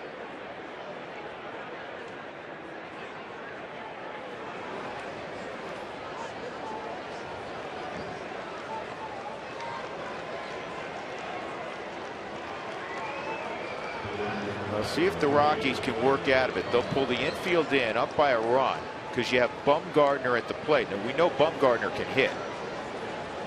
Well, this is where you can't make a mistake with one out. The middle of the infield. We'll see if they do the Tony La Russa thing, which was taught to Walt Weiss. The middle's back. The other day in Cincinnati, they ran in two different times when the pitch was thrown. They'll stay back.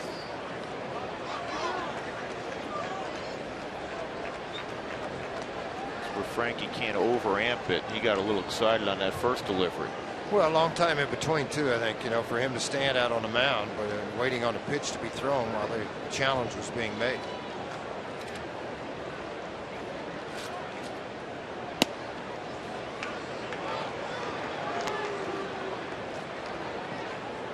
Two 2-0 on Bumgarner, who has been the biggest surprise for the Rockies this year. Jacob in the Springs.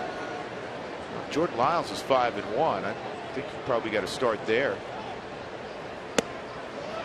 3-0. For me, the biggest surprise on the Rockies is the Rockies.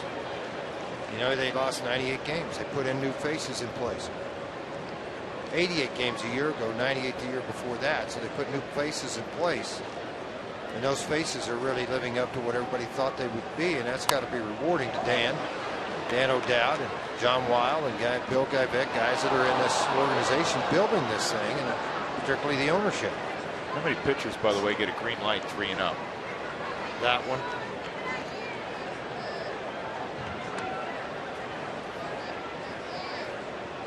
Are they playing Cuddy at first to see his range of movement before sending him back to his home in right field? No, with the lefty on the mound, they did this. Walt likes to do this. He was doing it before Michael went down. This way he can play Barnes, Stubbs, and Kadire, an all right-handed lineup. And this is fouled off down the right field line. And now it's 3-2. You get a punch out here, George, it'd be huge. 2 outs, you go left on left against Gregor Blanca. And he's got a good eye, but I still think the cutter down underneath the hands right now would work huge advantage for Frankie if he could throw the one he had in the first couple of innings. Don't give him a fastball 3-2. Second and third, 1 out. We're in the 5th. The Rockies up 1-0. Curveball, he got it. 2 outs, huge strikeout. Morales comes all the way back from a 3-0 deficit to strike out Bumgarner, one of the better hitting pitchers in the game. But he does it with respect on a 3-2 curveball. Pitchers are thinking fastballs, and good hitting pitchers can hit the fastball. But when you see a 3-2 hook like that, there's not a whole lot you can do with it. Blanco lined to left and hit a little comebacker. Gregor is 1 for 31 on the road this year. He's in the lineup tonight because Angel Pagan couldn't go with the shoulder. And you saw Kadire immediately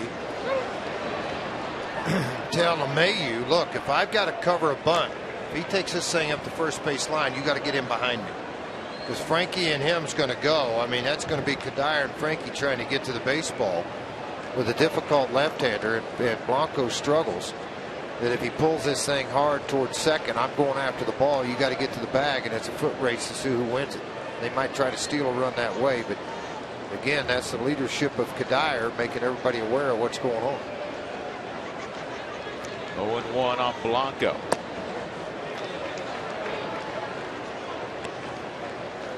What's a payoff pitch? Why is it called that? Well, the 3-2 pitch is a payoff pitch because you could get a foul ball, but you know, strike 3 or ball 4, and that's why they good or bad's call it. Going to happen. Good pitch. Another curveball. Frankie's had a great one tonight. It's 1-2. 2-strike noise being asked for here in the ballpark, and why not? Nasty hook. Well received by Willie. George, knowing what Frankie has going tonight, what do you go to here? Well, I mean, the curveball's been the last 2 out pitches, and he's looked pretty foolish trying to swing at it. I go right back to it and get the inning over with. There's no reason to be cute and try to finesse your way through the next strike. Here's the 1-2. He goes curveball in the air to center, and Stubbs misread it, and it's going to score 2. I don't think he would have gotten to it anyhow. And it's going to be a triple for Blanco and a 2-1 Giant lead. He went to the curveball, and Blanco hit it 400 feet. Let's see if the curveball is in the same location as the previous curveball. 6 RBIs for Blanco. Or if he tried to overthrow the curveball on a 1-2 pitch and left it up in the zone. Here's another look at it. See, that ball's a little bit higher, different location than what the previous curveball was. And Blanco said on it, it sliced off of the bat and over the head of Drew Stubbs. I agree, Drew. I don't think he would have had a play on the ball either way.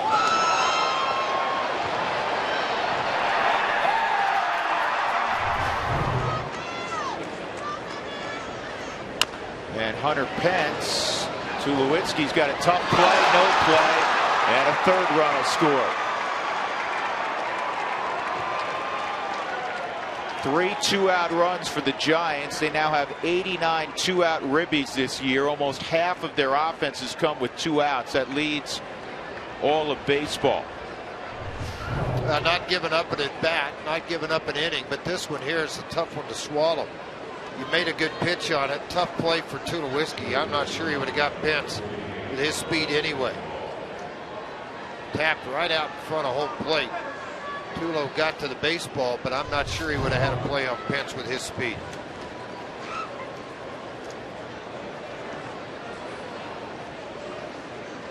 Morales was 1 pitch away from getting out of this, and now it's a 3-1 Giant lead, and Sandoval at the plate. And actually, they're not giving him an infield hit. They're assigning the first error of the year on Tulowitzki. Troy had gone 44 straight games without an error. His last error was September 25th of last year.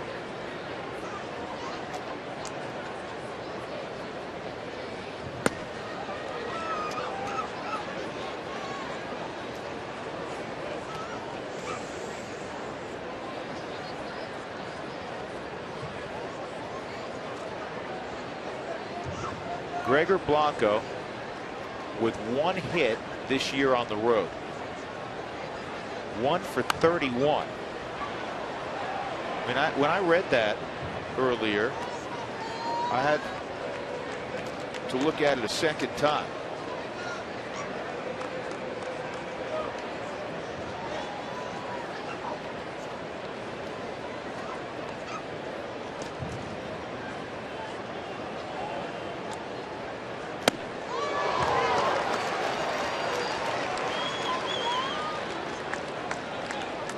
Correct challenges does a manager have?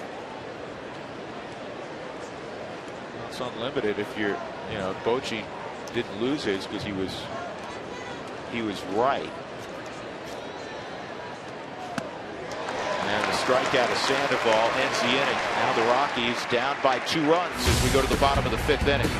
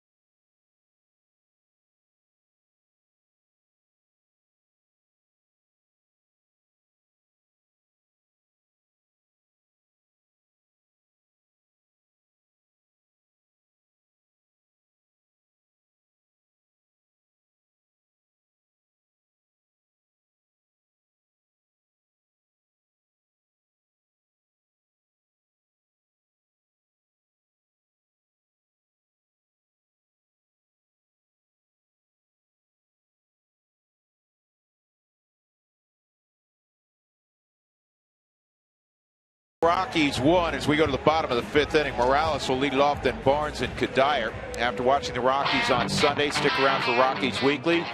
We'll recap the best of the week, provide an exclusive interview as well with the coaching staff. Don't miss Rockies Weekly Sunday after the game. Ball 1 on Morales.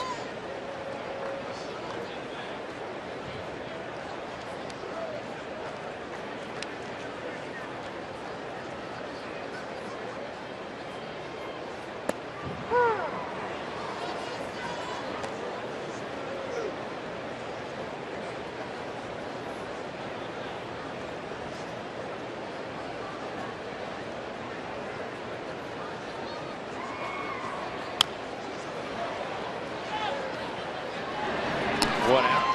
Crawford throws out Morales. Hey, make sure to visit the rooftop at Coors Field. Arrive early for pregame festivities and beer specials before the first pitch. The rooftop is the place to be during the baseball season, and tonight it is a place to be. It is packed, about 7 rows deep on the rooftop.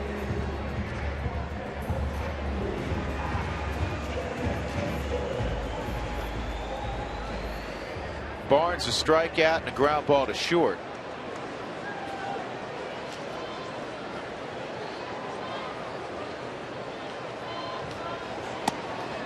Strike 1.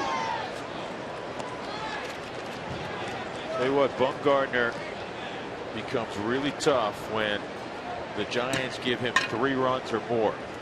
Well, on the other 47 and 6, George, in his career with 3 runs of support. Not only that, he'll get you to the 6th or 7th inning. And you mentioned that 3 runs.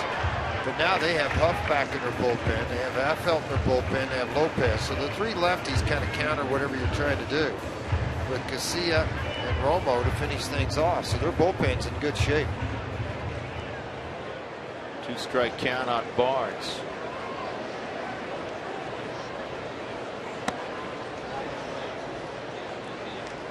From Frankie's standpoint, it just stings because you had the matchup you wanted. Believe it or not, the tougher out seemed like Bumgarner, as crazy as that may sound. At this point, that's not crazy to say. I mean, he is the guy that's first in RBIs, first in hitting. I mean, there's a lot of things he's doing right as a pitcher.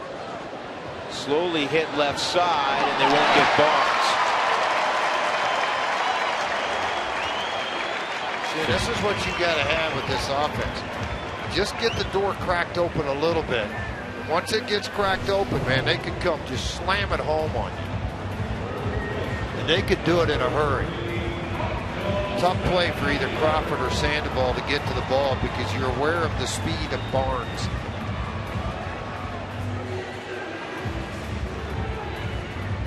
That exchange not good. Thought I had it on the first one, and in order to get somebody with this kind of speed, you've got to have perfect feel, perfect exchange, and a perfect throw. Infield hit, 1 out. Kadire at the plate.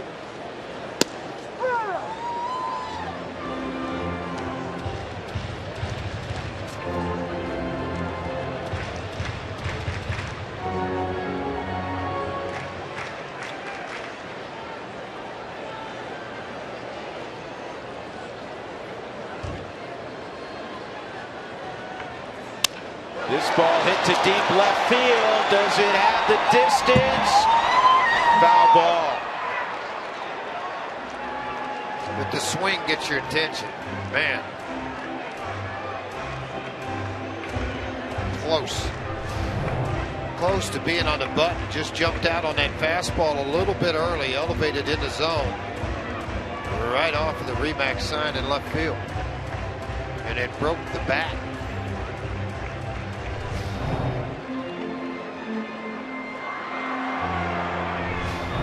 Mike Shaw Subaru swing again. You'll see that bat give.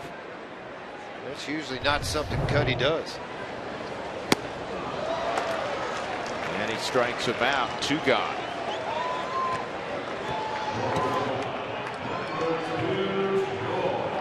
Cuddy has struck out twice in this ball game. He grounded out to short, all on soft stuff. Nothing's been hard to him. And when he did come with something hard, it was off the plate.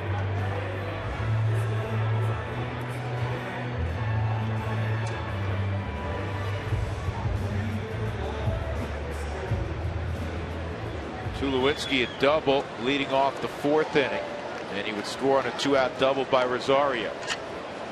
Barnes at first.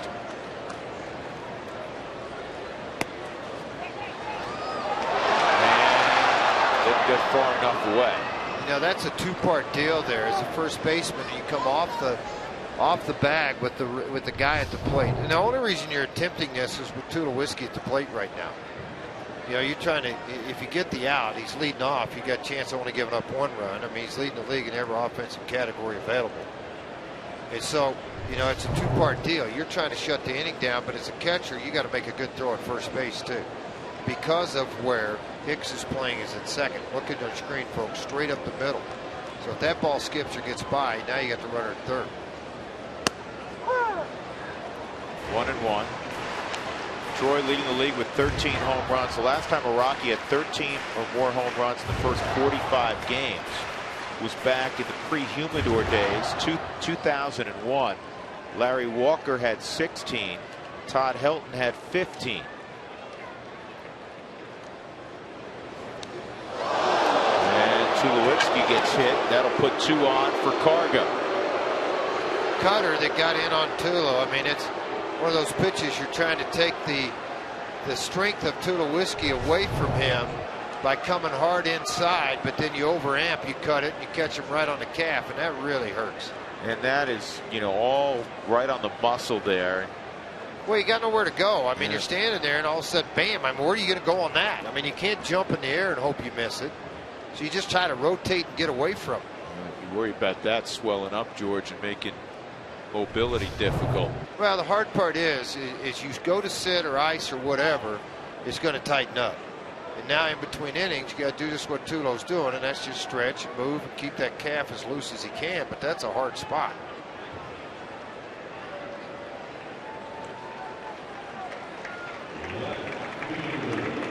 Cargo up there. He singled in the second. Got under the ball and flew out to left in the 4th.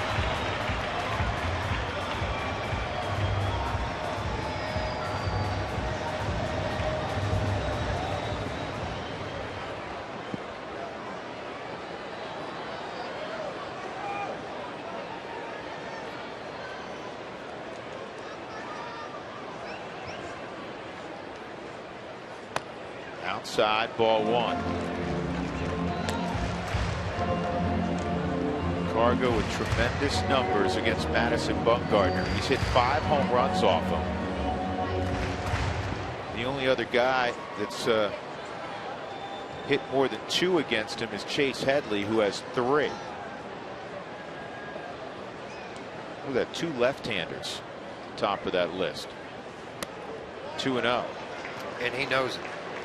Absolutely. You pitched, George. You knew the guys who had your number. Oh, there's no question. Even the guys that you made the nastiest pitch available, and they still flared it or hit it somewhere, you know exactly who that guy is and what it is. They might be saying, I'm not going to let Tulowitzki beat me, and Bumgarner's going, no, I'm not going to let Gonzalez beat me. 2-0.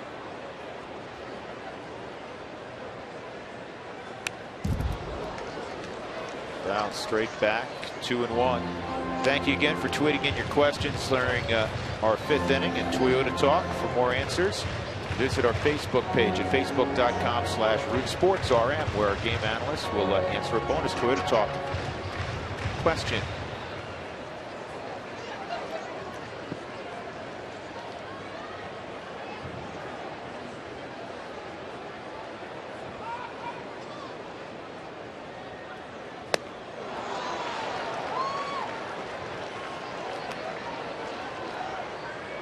Took the cutter off the plate there and threw a cutter to him on a 3-2 pitch in his first at bat. Cargo hit it hard up the middle for a base hit.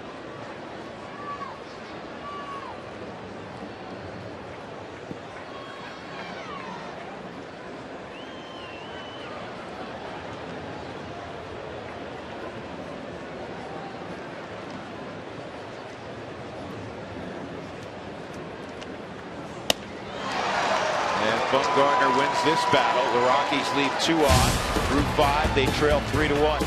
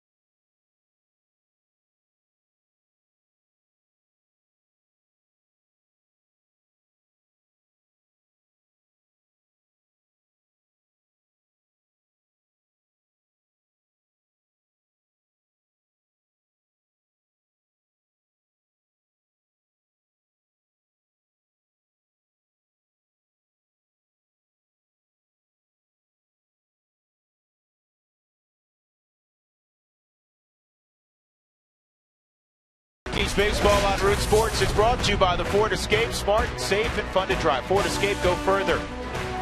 By Southwest Airlines, find our fares online only at southwest.com. And by CenturyLink, your link to what's next. Rockies had a 1-0 lead, and then a 2-out, 1-2 pitch triple by light-hitting Gregor Blanco.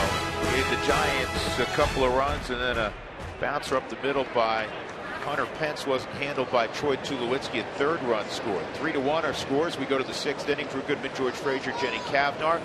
Cleanup man Michael Morse to begin for the Giants. Pop out and a strikeout against Franklin Morales, who's really pitched well. He's pitched very well. Here you are in a ball game at Coors Field, and 3 runs given up, and you're in the 6th. Hey, how about down there in Albuquerque? They had a little bit of fun, huh? Miguel Olivo was sent down, and Guerrero, you know, the hotshot second baseman that they signed with the Dodgers, he's struggling. From Cuba. They got in a fight in the dugout. All right, they're on the same team. Right, well they did, but they got good. they got in a fight in the dugout, And Miguel Olivo, Mike Tyson did. Bit off half his ear. They got things going on in Albuquerque now. How about that one? I guess I got to look that one up, George. Are I knew you serious? would be. Do it after the game. It's a long article. Miguel Olivo, the former Rocky. Right. Miguel Olivo. That's it. He didn't like the post-game spread. No, this was in the dugout. Apparently, well, you just read about it. How's that?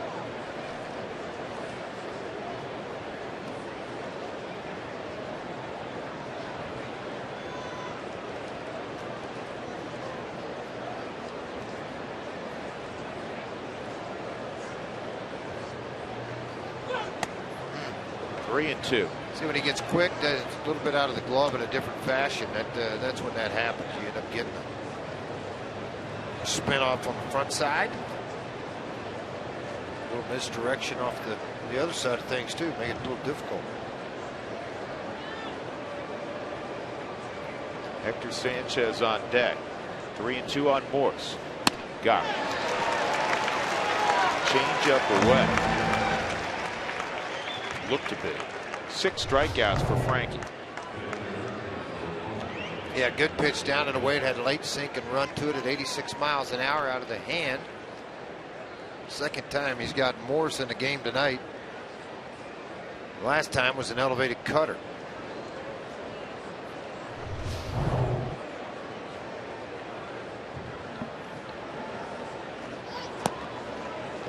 Curveball got away from him.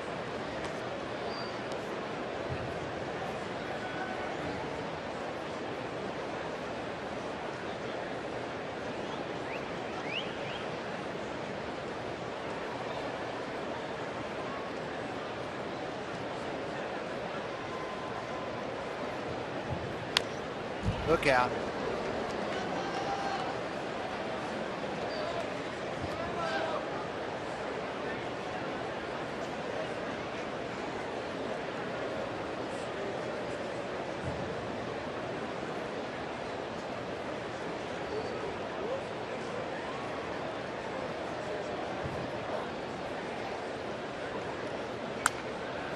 And 1-2.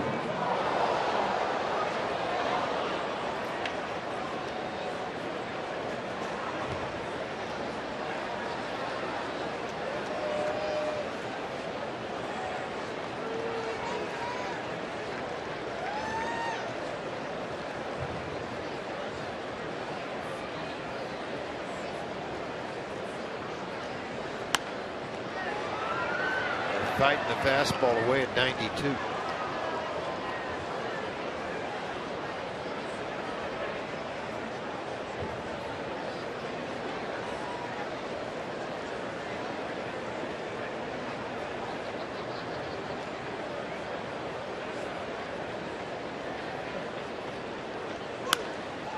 This is lifted to left field. Cargo will have him play near the line. He's got it. 2 outs. That'll bring up Brandon Hicks.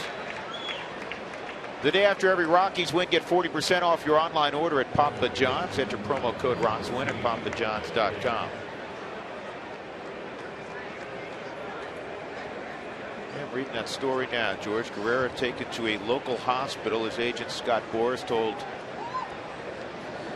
the media that Olivo bit off part of Guerrero's ear. Guerrero was having plastic surgery. He could be out 5 weeks.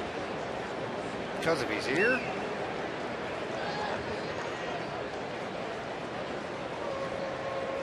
Guerrero in the hospital was visited by police, and he told them he doesn't want to file charges until he talks to a lawyer.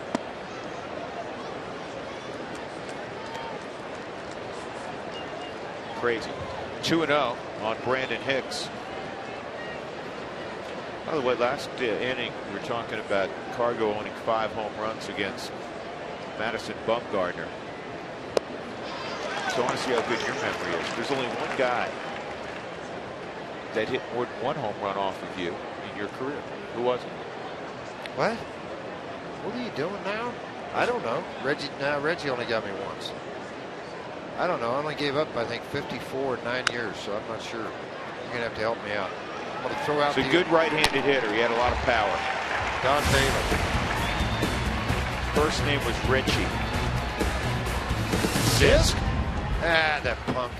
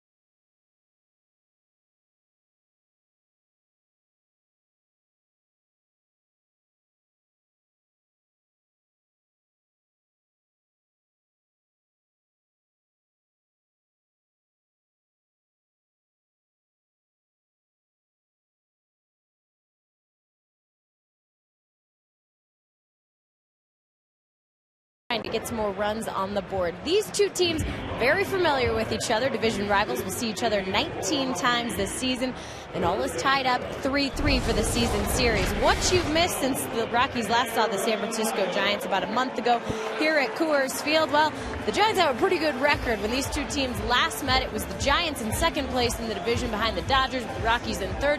Now the Rockies 3 games back trying to chase San Francisco. The biggest difference, it's been pitching for the Giants, offense for the Rockies. As we all know, Colorado has the hottest offense in the National League. Average and in several other offensive categories. But when you take a look at San Francisco's pitching, that's made the biggest difference for them. They've been able to lower their collective ERA. The starters included have the best ERA in the National League. So, of course, that's what's shaped up to make this series so much fun. And the Rockies clearly chasing San Francisco just 3 games back. Well, it is, Jenny, and I think you look at the offense and the defense side of these things. It's a total package, and both clubs have those. By the way, did they get you a comfortable chair to sit in the camera well? She won't answer me. She filed her report, took her earpiece out, it's gone. I'm very comfortable. Why? Did they get you a comfortable chair? I thought you were saying that because I'm all cozied up down here. I'm trying to sit on my legs so the microphone doesn't cut out. We have a very unique situation down here. It's like doing yoga. There's a base hit for Arenado. You know, when you're scuffling a little bit, and he was 0 for 15. Swinging a pitch that's about to hit the ground. Well, I think, too, that's one thing Nolan does is things back up the middle, go back to basics. Now, there's a lot of balls, even when he was in the slump, that was hit hard, but right at people that you don't see the results you want. You go back to the basics of what makes you good, and that's taking the ball right back up the middle. Look at this. Really went down and got this pitch from Bumgarner, well out on the front foot, and able to take it right back up the middle for a base hit. Rosario doubled to right center field to drive in Tulowitzki in the 4th with the Rockies' only run. Rex Brothers throwing in the Rockies' pen if there were to be some traffic, and it get down to Franklin Morales. High, deep, left field. Take a good look. You won't see it for long. Waleed Rosario, welcome back. He's tied it at 3.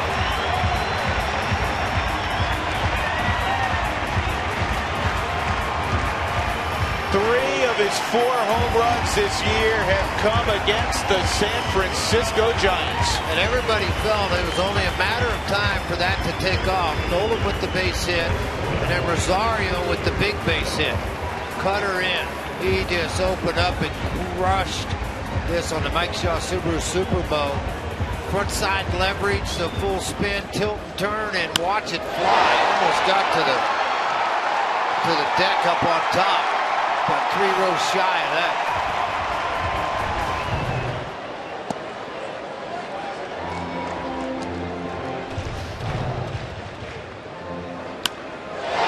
Boy, that's a pretty view of it. Yeah, and you can see how far it went past that foul pole in left field. 2-0 on Drew Stubbs. Nobody out in the 6th for Willeen. His 53rd home run since the start of 2012, which is more than any other catcher in baseball. 3 more than Matt Wieters of the Baltimore Orioles. 3-0. Bumgarner's been pretty happy with Vic Carapazza all night. That time he gave the dead stare on ball 3.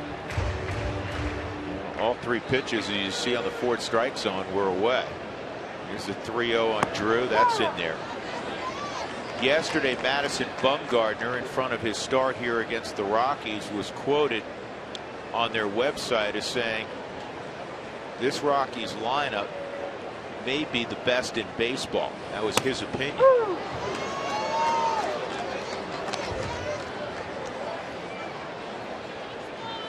You know, the Giants obviously took note of the fact that Rosario is back and Kadire back as well. Here's the 3-2.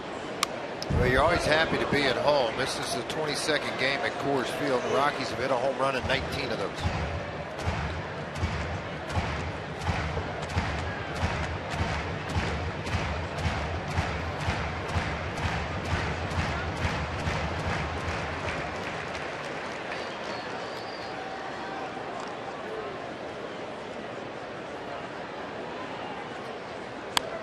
And another foul ball. Bumgarner remind you of anybody from your era? You know, long arm guy, I'm not sure. I look at him when I first saw him as a younger kid. He had the ball in a better position behind him. Saw a little bit of Steve Carlton in him. You know, then you start to look back, and I mean, there's not many guys that will carry their arm so far behind their body, but man, he gets back online so fast. Go back to in the playoff game against Bruce Billings, who just got designated by the Yankees. I think Billings started that game. Bumgarner started for the Giants in Augusta. It was against Asheville, first round of the playoffs, and Billings threw a 1-hitter. Bumgarner threw a no-hitter. But he holed up. No, they're not going to check, fortunately. And Drew Stubbs, a good at bat. He works out a walk. So Bumgarner is going to get a visit from your old teammate Rags. And I felt like it was a good time for him to do that because of the body language from Madison. You know, there are a lot of stares, a lot of looks, a couple of misses, made a mistake on Rosario. The ball was hit out of the ballpark. And the body language dictated this visit from him. He held up, and it was just off the plate. So a leadoff single by Arenado, 2-run home run from Willeen Rosario.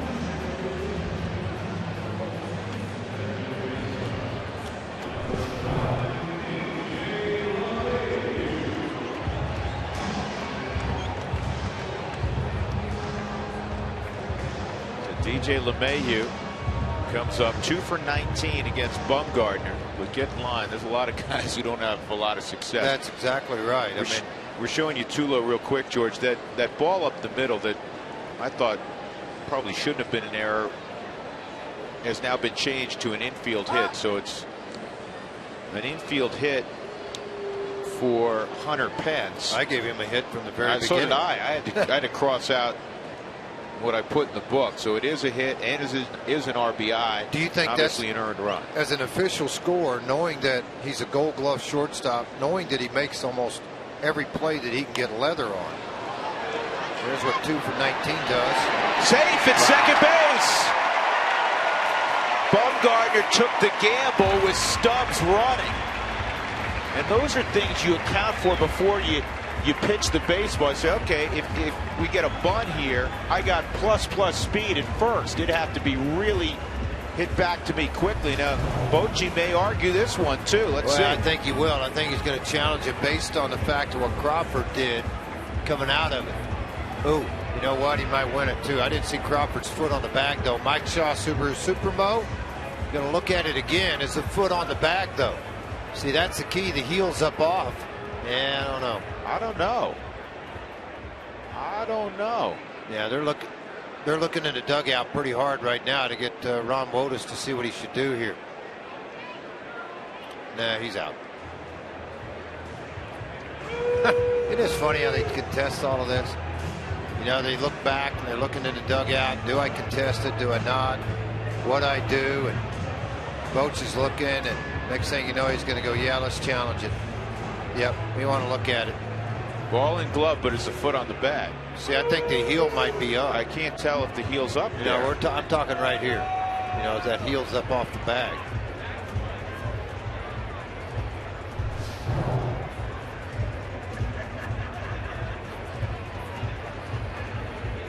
Now look at this one again.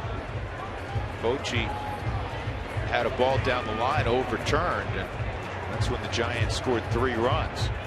This manager's challenge is brought to you by Subaru's EyeSight Driver Assist technology, a vigilant safety feature that gives peace of mind to every drive.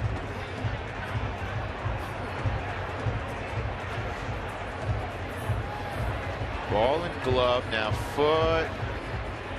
See, I think the heel got down right there before the foot got on top of the bag.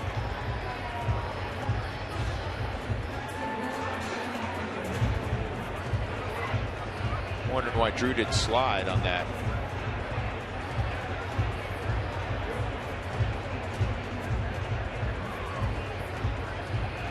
No, he may win this one too. It's close, but it looks like the heel got down right before the Stubbs' foot. So if you use the San Francisco telecast and they call him out, can Walt come out and say, I want you to use our telecast? And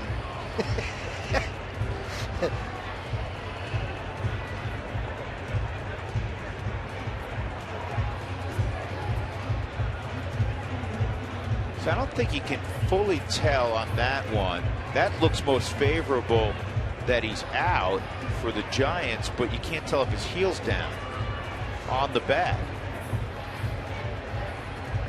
And again, the thing that works hopefully for Rockies fans in their favor is that he was called safe by Jim Reynolds.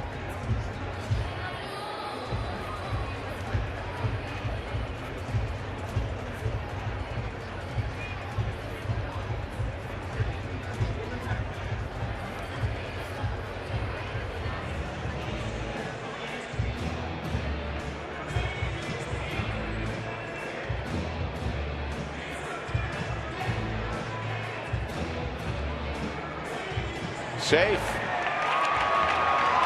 So the call stands, and the Rockies have 2 on, nobody out. So this being a sacrifice situation, Morales will go ahead and hit. Bumgarner can't believe it. He thought he had it.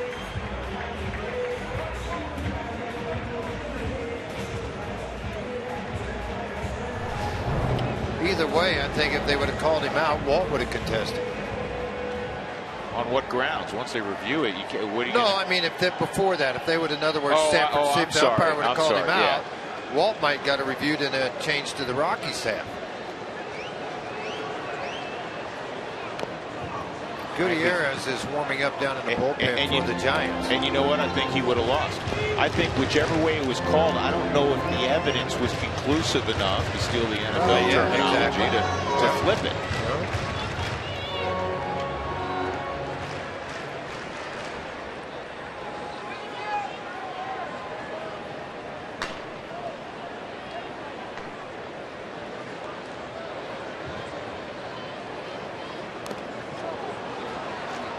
Franklin's 0 for 2 trying to get it down. He'll get a 3rd try.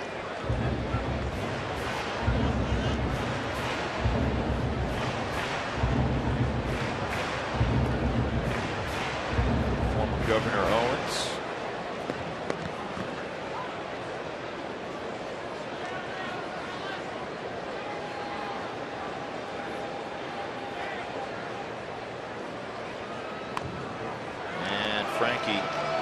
strikes out. Fails to move the runners up. That'll bring up Brandon Barnes.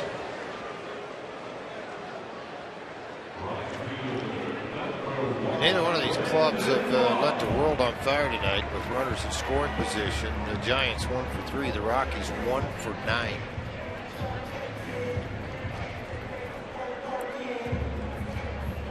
Rockies have tied it up with the 2-run home run from Rosario. Trying to take the lead here in the 6th.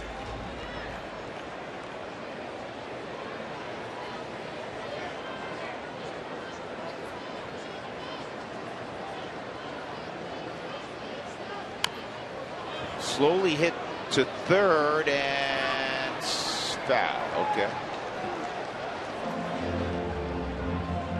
We're gonna have another bang play. I'm telling you what. Well, again, and this is right up the line, so it's whether it is fair or foul, but it is not the third base umpire's call. It's the home plate umpire's call all the way through until it gets past the bag. That is Vic Carapazza.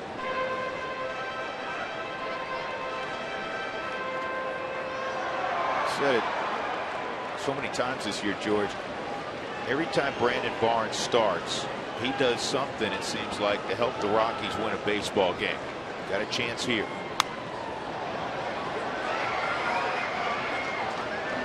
And if it's not with the bat, it's with the glove, it's with the throw, it's with the speed, it's different things that he can help you win that ball game.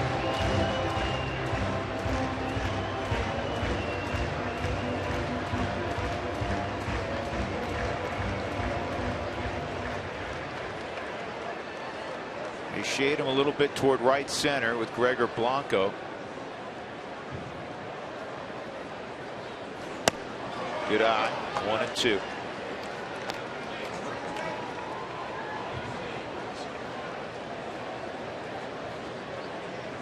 Bumgarner's next pitch will be his 100th tonight.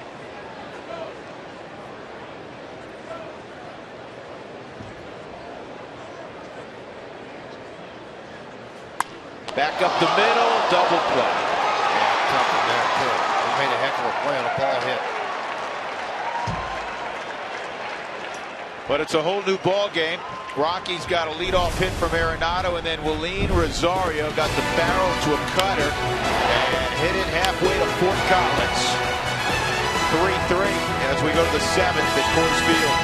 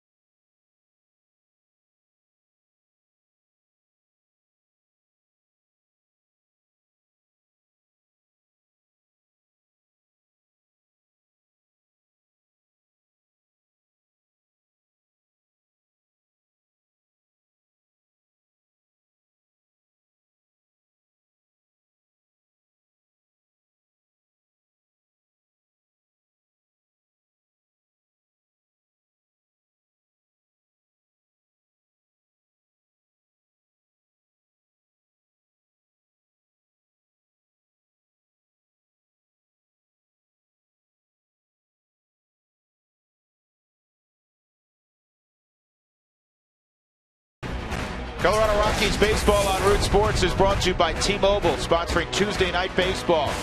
By 5-Hour Energy. 5-Hour Energy helps recognize those who, despite their own needs, put others first. And by Inova Cancer Care, advanced non-surgical treatment of prostate cancer in only 5 sessions. InovaCC.com.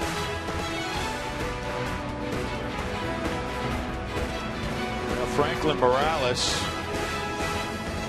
departs after 6 innings. He pitched very well tonight. He had good command of his fastball, his cutter, and his curveball. He leaves in a 3-3 ball game, and Rex Brothers will take over. Brandon Crawford, Tyler Colvin, Madison Bumgarner scheduled here in the top of the 7th for San Francisco. First of 3 between the division leading Giants and the Rockies, who are in second, 3 back. And Brothers strike 1 with a fastball. This fastball now 91-94, but now it becomes placement, quality fastballs. The hard slider still 87 to 91, to touch at 92 occasionally, maybe more in the 87 to 88 range. Crawford with a base hit, 1 for 2 tonight. Crawford hitting .370 against lefties coming in, which is quite a change from a year ago when he hit just .199 against lefties. 0-2 in the air to left center field. Cargo long striding it and will get there.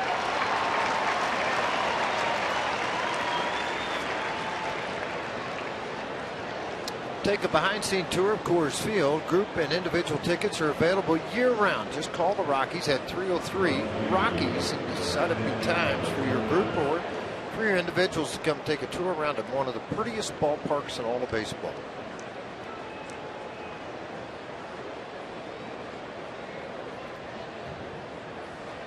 So Franklin went 6 innings. He allowed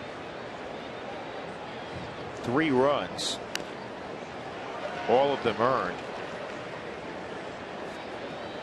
Walked 1, struck out 6, 92 pitches, and he allowed 5 hits.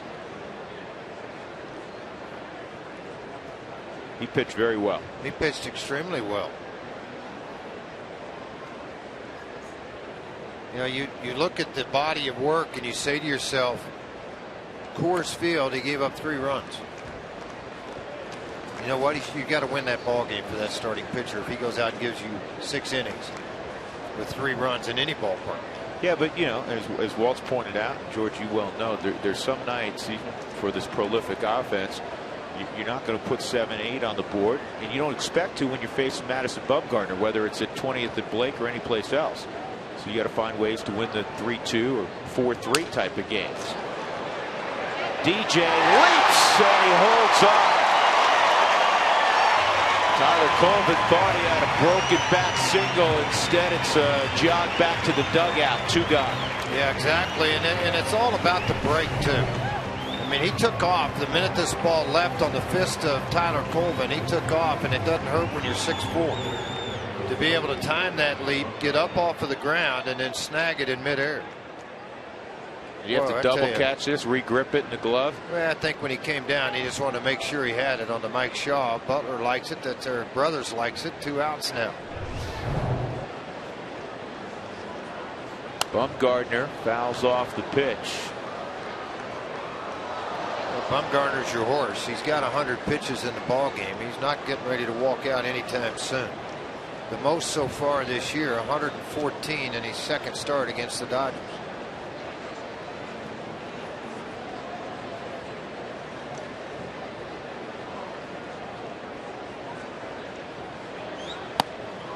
Threw that fastball by him. It's 0-2. A little anger in that swing.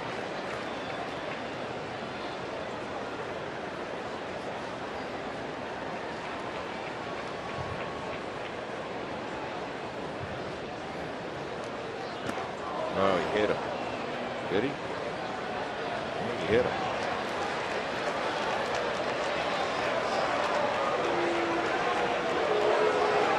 Yeah, he's jawing right now. Yeah.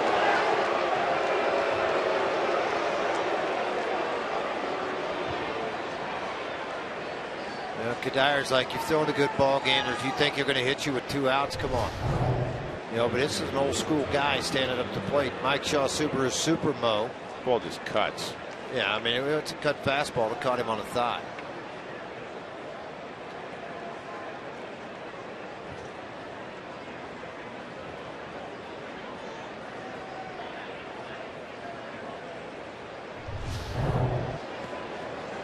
Can't tell who he was engaged with. Yeah, Jim Wright was up on those steps. So were a lot of other guys. You know, Kadyr's the calming influence, hopefully, right now. Gregor Blanco hit a 1-2 curveball from Franklin Morales to deep left center field. A 2-run triple. 2 outs in the 5th inning.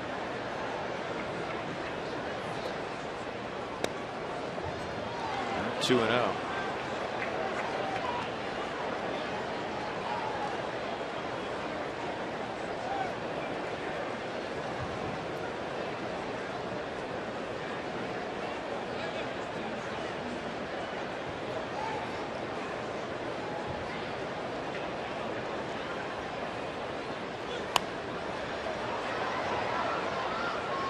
Rockies will have 2, 3, and 4 in their lineup next inning.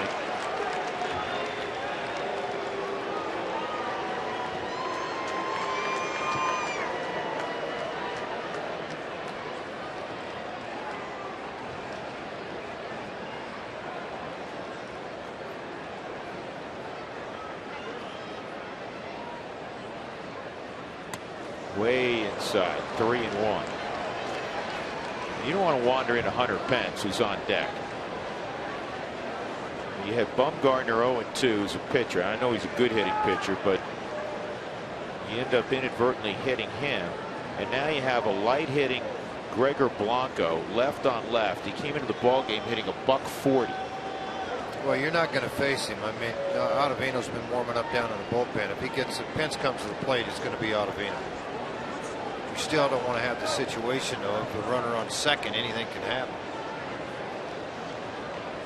Not a perfect world, obviously. Walt wants to go to Ottavino next inning. You'd like to. You got to get past this one first. And he's going to. 3-1's popped up. Tulowitzki waiting.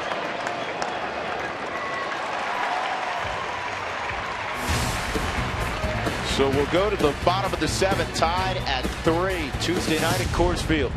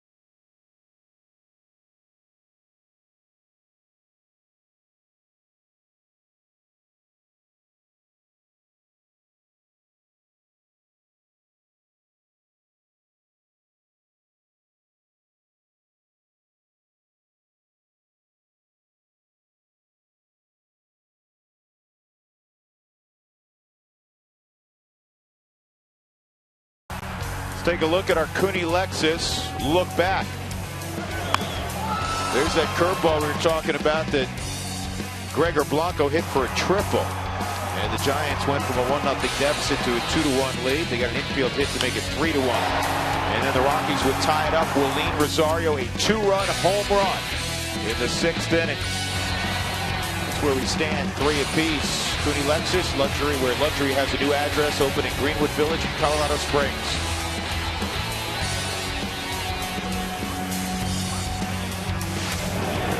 Pitching change for the Giants. Gene McGee He's been terrific, is on for the 22nd time. 20 scoreless out of those 21 ball games that he's appeared in. 0.42 earned run average, 21 and 2/3 innings, only walked 5, 17 strikeouts. You'll get Kadire, then Tulowitzki. Tulowitzki's the only guy who has a hit off Machie. He's 2 for 3 against him. Kadire is 0 for 2. Cargo is 0 for 2.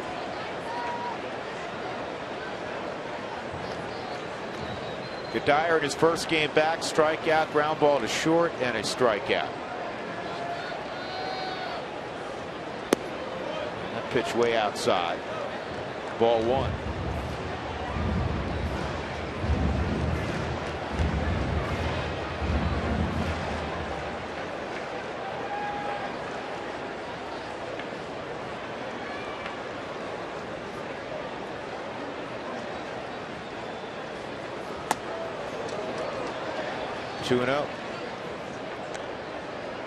And if you think that's any retaliation from Bumgarner being hit, think differently. It's a 3-3 game, leadoff hitter in the 7th inning. You know, Machie's good, but he's not good enough to take a shot at somebody and then get him out and get out of the inning. 3-0 on Kadire.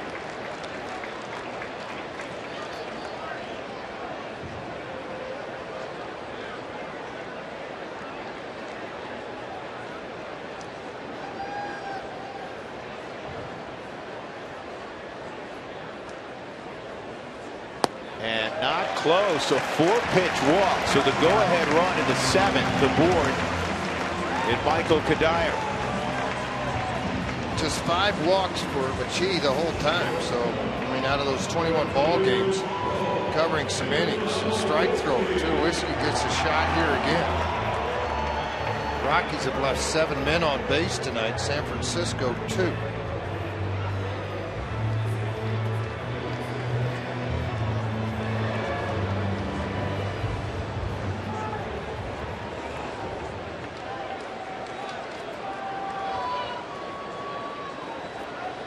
He didn't want to see Tulowitzki come up. 667 lifetime average against.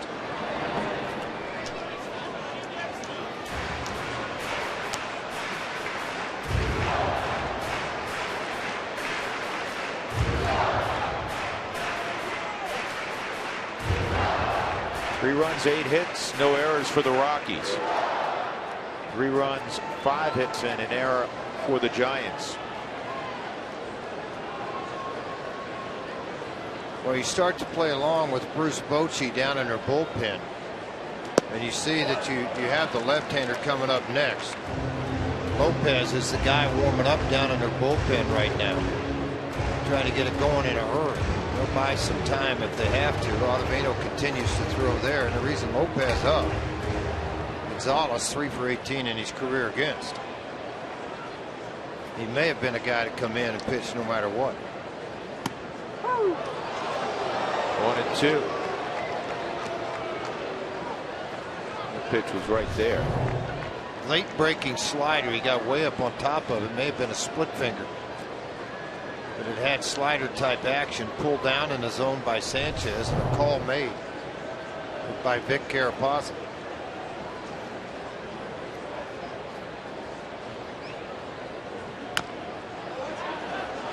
Joy keeps the at bat alive.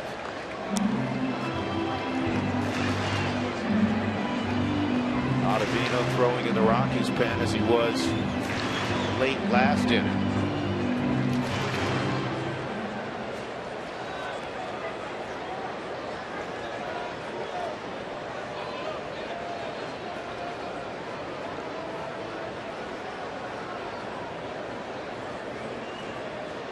Tulowitzki a home run in each of his last 2 ball games. 3 times this year he's homered in consecutive games, leading the National League with 13 big flies.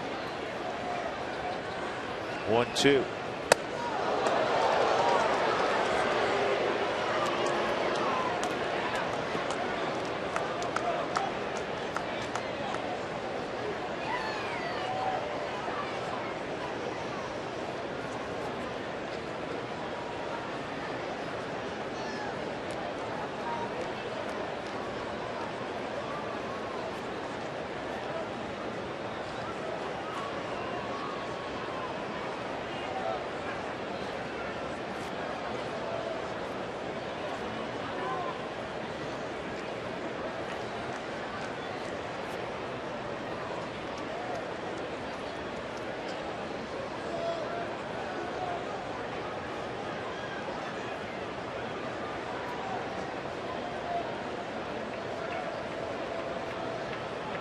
2-2. This ball drilled to deep left field. Colvin reaches up and makes the catch. And now a scramble for Kadire back to first base. He could not do that earlier on a ball that was hit to left field. The ball ate him up. This one he's able to get back on and make the play, and it was scalded by Tulowitzki. Tulowitzki had a double back in the fourth on a similar ball. This ball, he's able to get back, leap at the last second, make the catch. You can see on the Mike Shaw Super Bowl. To get after it, then Kadire on the move got all the way down to second, did not touch the bag, then he had to retreat in a hurry to get to first base. Surprisingly, Bruce Bochy's going to let Machi face him if Lopez must not be ready down in the bullpen. Yeah, I was going to say, I mean, with three lefties, and they're loose. Yeah, why? You know, he had gotten him up, and he's just standing there. Interesting. Very interesting. Unless he's guaranteeing or thinking that the split finger will be difficult pitch for Cargo to hit.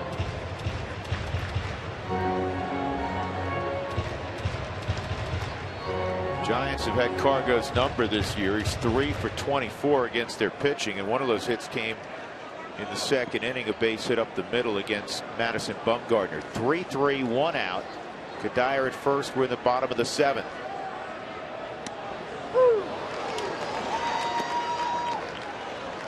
Another splitter.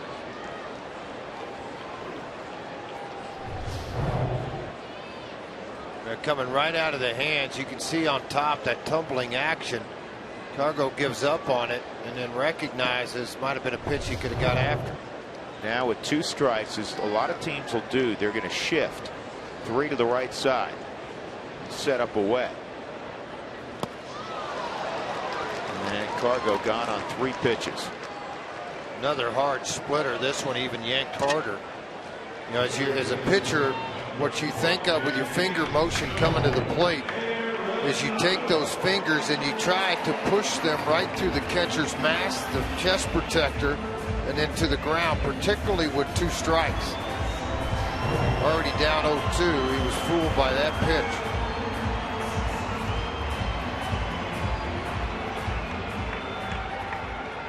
Arenado snapped an 0 for 15 with a base hit last inning up the middle, which preceded a home run from Willeen Rosario, who was on deck.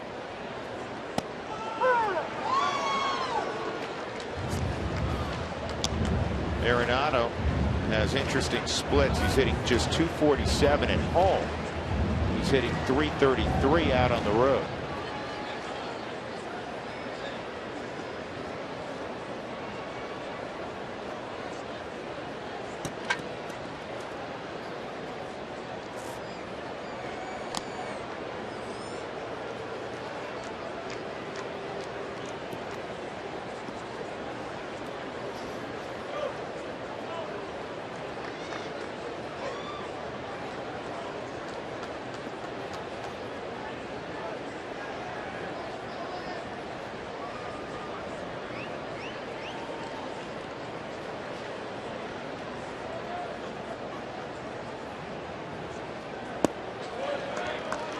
Ball, 1 strike.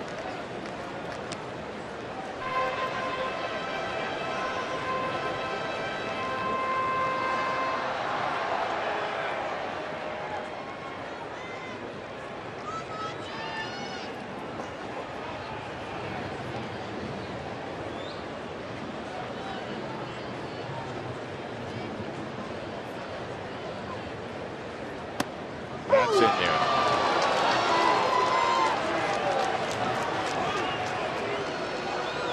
It's a lot like a knuckleball. You know, Nolan stepping away, dissatisfaction, and should be. Because, you know, it's up high and you think it's going to stay there and come down. Nolan's looking at where his stride was, and quite honestly, his squat and set position to hit, thought that ball was hot. Nonetheless, 1-2 count. He'll try to bury one in the ground here.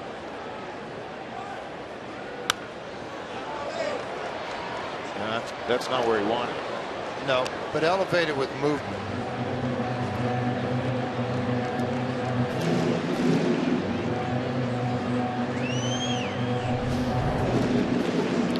watch how you see the catcher even stand up on it, wanting to pitch up in the zone.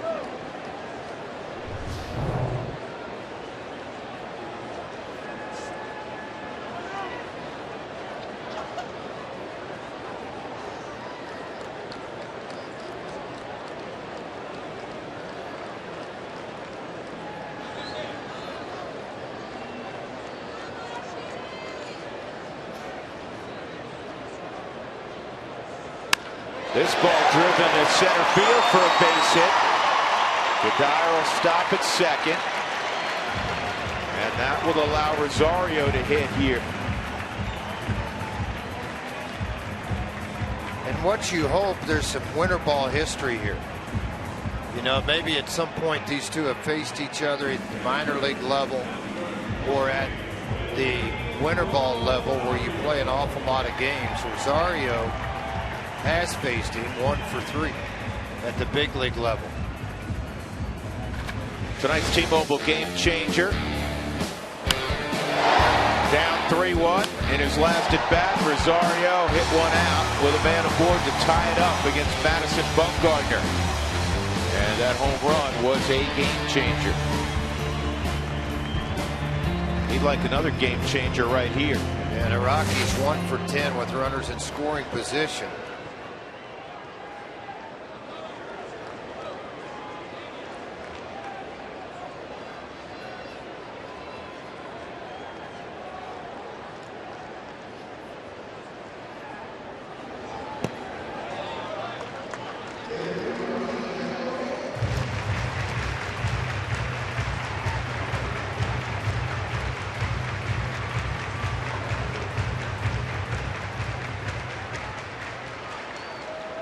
Has knocked in all 3 runs tonight for the Rockies. He had that 2-out double in the 4th to bring in Tulowitzki, who had doubled.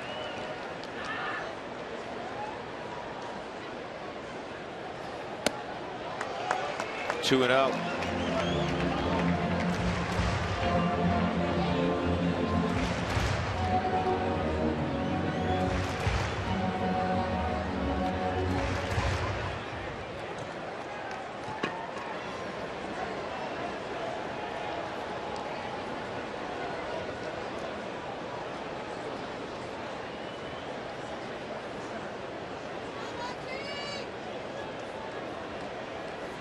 Here's the 2-0. Quick note down at Colorado Springs, Christian Friedrich, 6 innings, a couple of hits. He didn't walk a batter, struck out 3. Fortunately for Wilton Lopez, 4 runs in an inning. Manny Corpus on to pitch the 7th now. They trail in the ball game 6-3. How many runs, Friedrich? No runs? 2 runs given up in 2 runs. 6 innings. No walks, 3 strikeouts. Christian threw well tonight.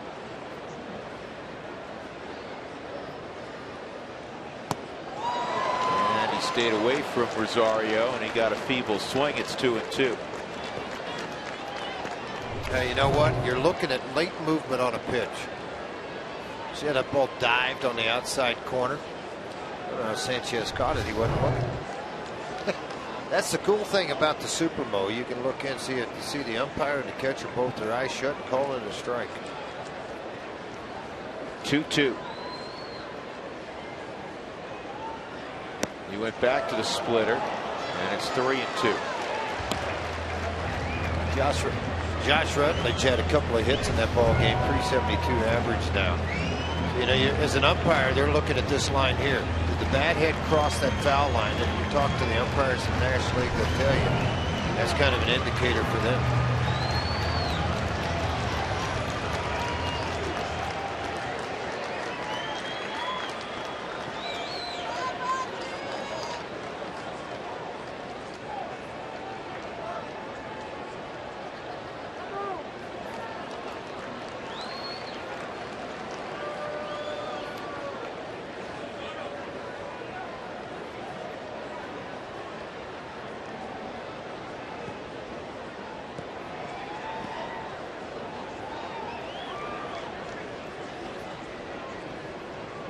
Two on Rosario. With 2 outs, the runners will be off.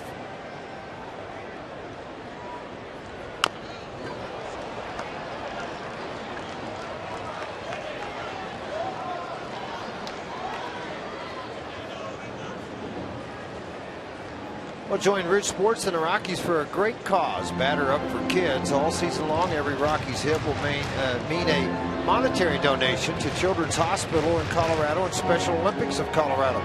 Go to coloradorockies.com and /BatterUp to donate today.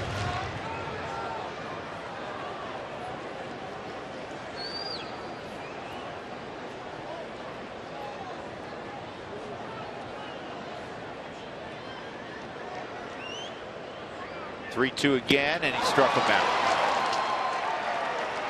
So the Rockies will lead 2 on in the 7th. We move to inning number 8, tied at 3.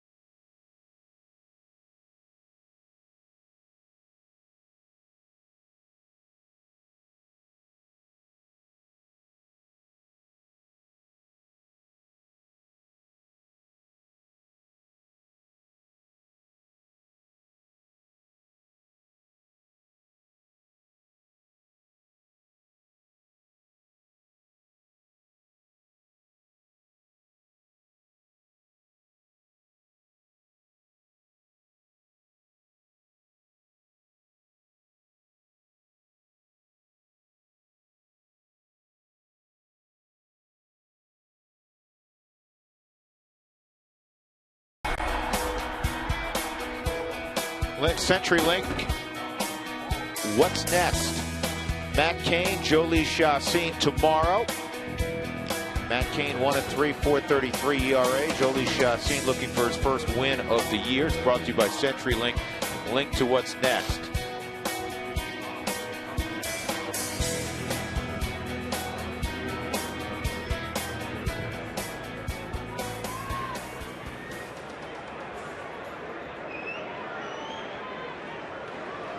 And now Adam Ottavino after a look at Matt Cain. Hunter Pence, Pablo Sandoval, Michael Morse, 2, 3, and 4. Fastball for a strike up in the zone. Ottavino pitching with a wealth of confidence. He's had a tremendous year. Well, he's just proven a lot of people in baseball that it doesn't necessarily have to be. Pence going to get a base hit off this slider, 81 mile an hour, right back up the middle, out of the reach of Ottavino and Tulowitzki.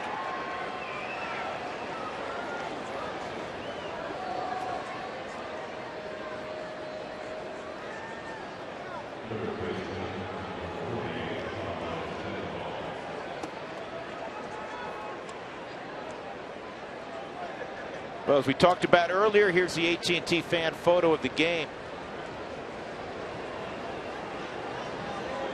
She is. They got the rally caps going. 77 years old at the ballpark, hanging out. I like it. That was brought to my attention by Mike Fox, our producer.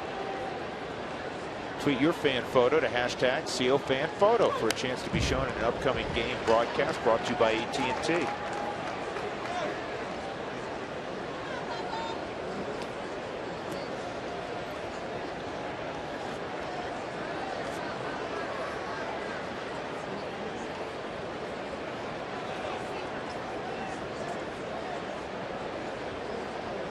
See if Ottavino can get a ground ball here from Sandoval.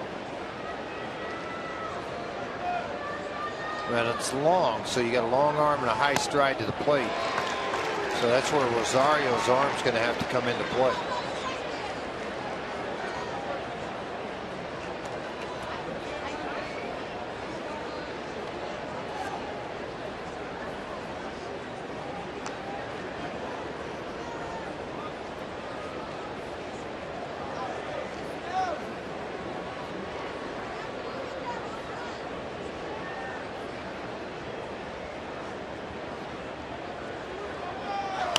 Two fouled off.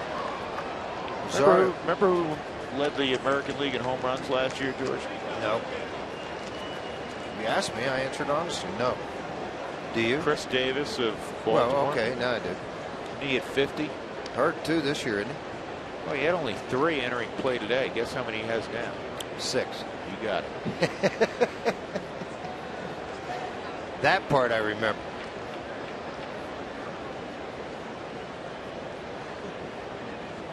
Oh, 2 ground ball should be 2. There's 1. There's 2.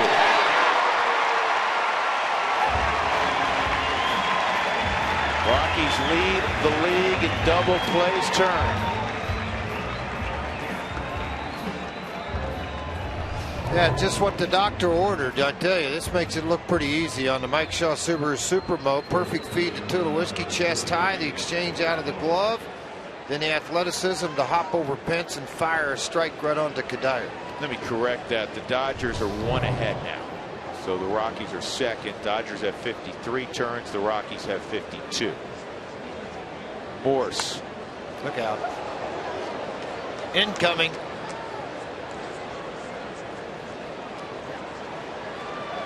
Interesting week for the Rockies. 3 against the first place Giants within their division. And then it's off to Atlanta, Georgia to see the first place Braves. They don't hit much, George, but they pitch real well. They pitch really well. Really, really, really well. 1-1 on Morse.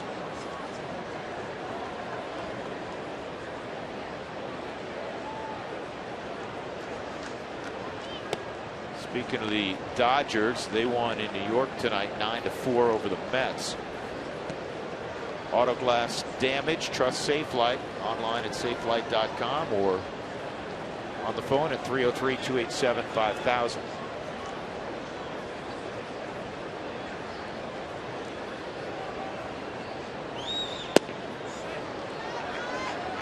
Three and 1.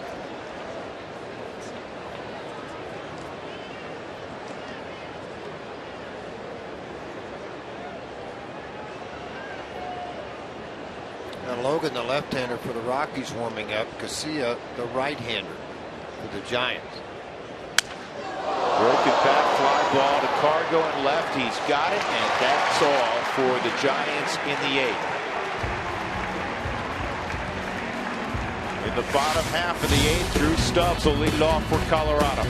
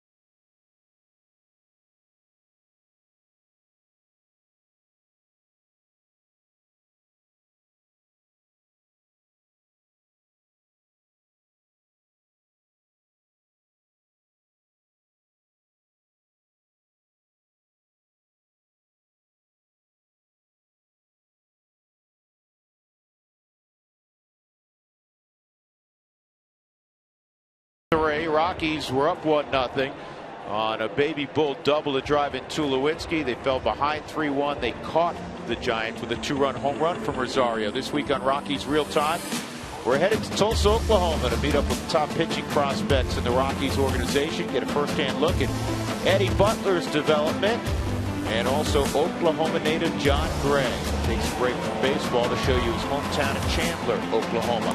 That and much more on the next episode of Rockies Real Time. It's Friday after the ball game in Atlanta. Santiago Casilla, who normally handles the eighth inning for the Giants, is aboard here in a 3-3 affair. The league hitting just .217 against Casilla. Stubbs was scheduled to lead off. The Rockies will go to the bench and pinch hit Stubbs with Charlie Blackmon.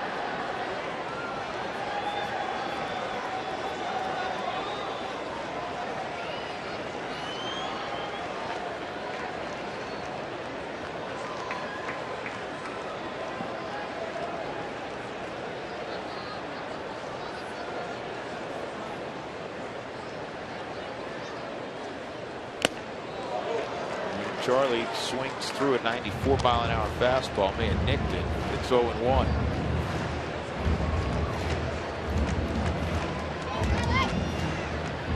Blackmon was 2 for 3, a couple of RBIs, a couple of walks on Sunday in the 8-6 10-inning victory over the Padres.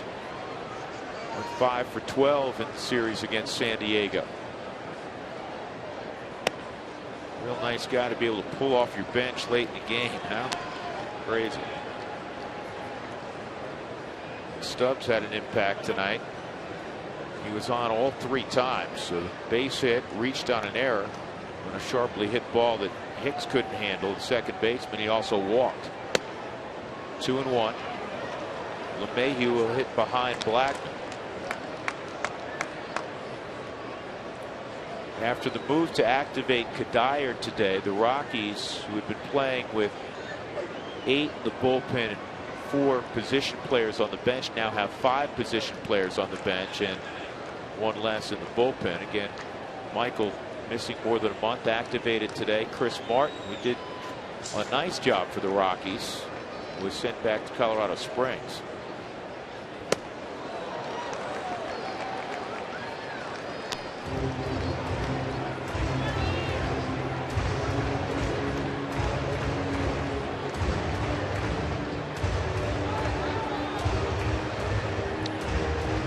On Corey Dickerson, Morneau looming around the batting cages or the bat rack as well.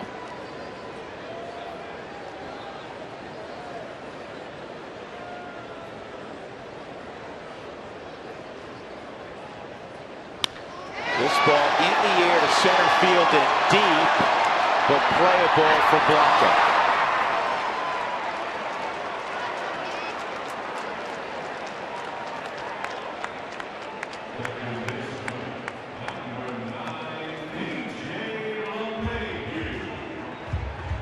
Tacos fans, follow @RootSports_RM on Twitter to receive alerts for the Rockies taco special when the Rockies score 7 or more runs.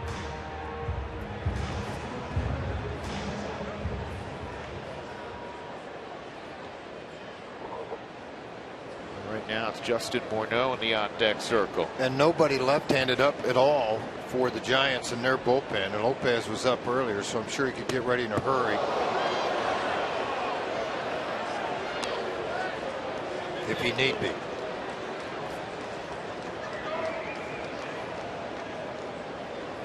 Pretty close. Really close. Late diving sinker that just kind of went around that back leg of DJ LeMahieu.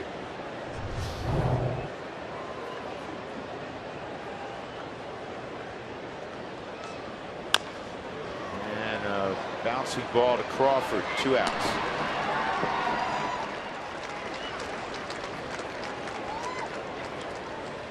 So Dickerson will now jump out and pinch hit. And Walt Weiss will hold back Morneau.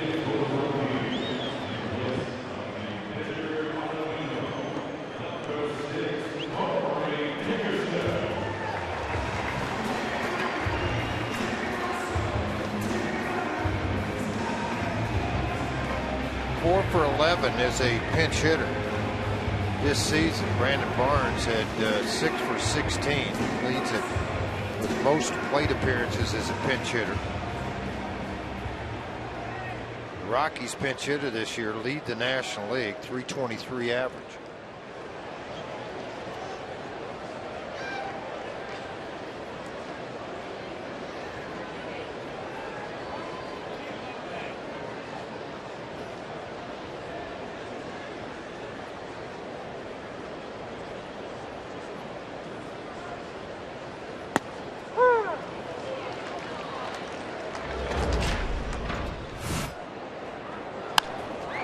Opposite field power for Corey Dickerson. His 5th of the year.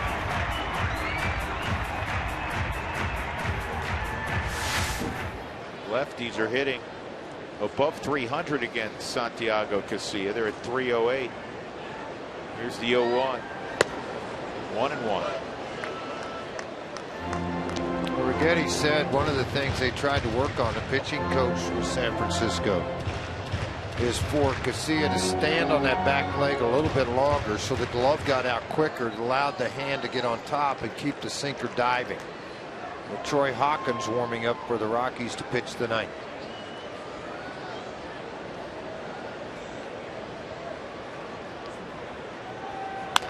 And Dickerson fouls this one down the first base line. It's 1-2.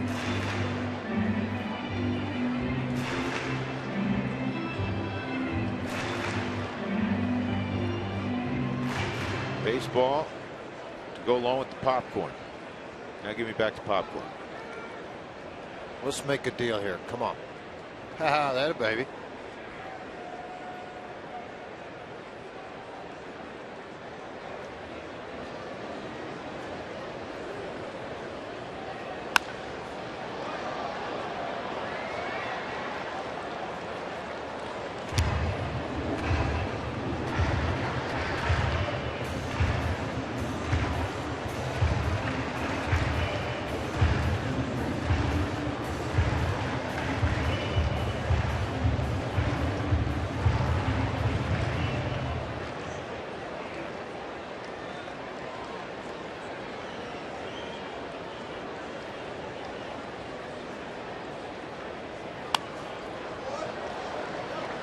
Trying to locate the fastball at 95, buried it on his hands. Corey able to fight it off.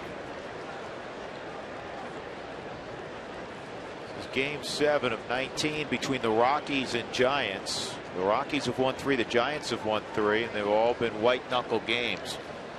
4 one-run games, 1 two-run game. And guess what? It's probably not going to change a whole lot the rest of the way out. Both teams have really good starting pitching and good bullpens.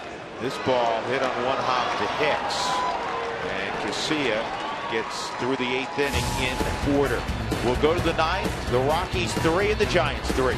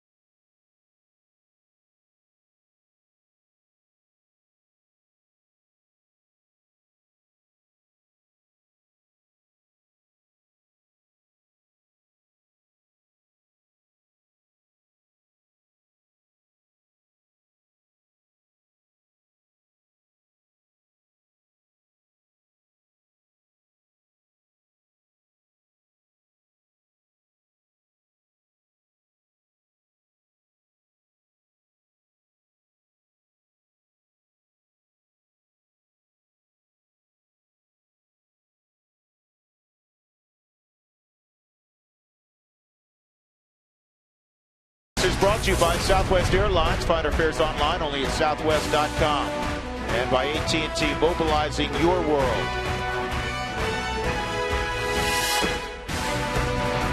At Coors Field, nothing decided yet as we go to the 9th inning. The Rockies and Giants tied at 3. Let's go to center field. Check in again with Jen. Hey, Drew, we got to find our rally caps to put them on. But coming up on the Toyota Postgame Show, plenty to talk about, especially where this game started. Yeah, we got a southpaw rematch with these two lefties. Morales and Bumgarner pretty much putting up the same numbers from last time. Then we'll talk about when the Bull gets mad, gets a home run off Madison Bumgarner. And then the giant rematch, 3-3 series split. And obviously it's going to go down to the wire again. All right, guys, we'll see you right after the Rockies I win. thought you had your Rallies cap on anyway with that pointed hair thing you did. That's funny. Come on, get it up there. Let's Should go. I get my Hurst, get eyebrows yours rallied fixed. up? Yeah. There you go. Come on, Eyebrows Hurst, get yours rallied. fixed up too. Rally eyebrows. Hey, check this out. Look at Hirsch's nose. Anyway, Spilly, break Now him it's a in. mess. All right, back to baseball. I can't follow that, but I have to. Hector Sanchez will lead things off. LaTroy Hawkins is on the mound. Charlie Blackmon is in center field. He pinch hit again for Drew Stubbs. Sanchez, Brandon Hicks, and Brandon Crawford.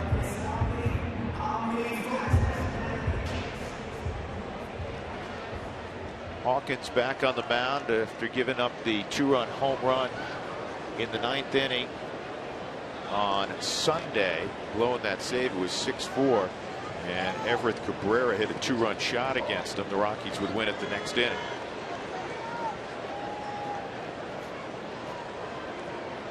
Sanchez has plenty of pop, and that fastball is high. Watch LaTroy, though, at home right now, folks. There'll be times when he gets ahead in count or even 1-1, and instead of coming to a set, he just goes. And it's not a balk. There's nothing illegal about it. It's just a quick pitch. Because normally, if you watch LaTroy, he'd come set. See how it all came in one motion there? Because he was in a 1-0 count. The hitter's timing, he's got his hands going a little bit like this, maybe moving back and forth, and you just come set and go. You know, you don't even really come set. You don't have to. And Willeen stole that strike. Pitch was up and out of the zone. See how this time, same thing. Didn't set up again.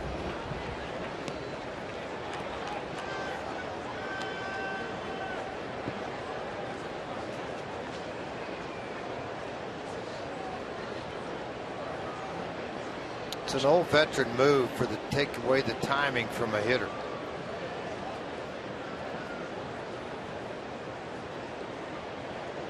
See a lot of hesitation and getting set for this pitch. Good pitch, well received by Willeen. Sticking it on that outside corner, closing his glove to it, the thumb up. He's off the plate. Good call by the home plate umpire Carapazza. Nice quiet hands from Willeen Rosario. They go in there, they got to get it down. And Kadire has it. Usually in George, you pitched late ball games your whole career. When it's tight, you want to make, if you're going to get beat in the air, it's going to have to be oppo. No, you don't want to come in with anything elevated with a fastball, particularly a guy like Sanchez that's got dead pull power and a ton of it.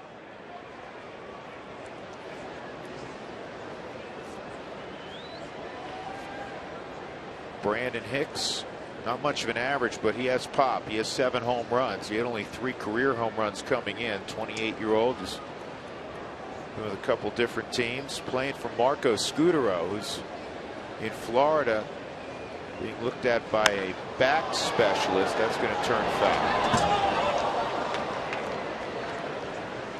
Scutero has not played this year, and they have no timetable when he'll return. He started to work out, and they had to shut him down. This is a guy the Rockies obviously know well. It's a big part of that championship run a couple years ago. He hit 297 last season. Very solid defensive second baseman. The leader with these younger kids, meaning Crawford, even though Sandoval's been around a while, still a young kid. Brandon Belt, they all looked up to Scutero. Romo, the closer, up throwing if they get the lead. Boone Logan warming up for the Rockies. 0-2 on Hicks. Didn't get him to bite on a hard slider.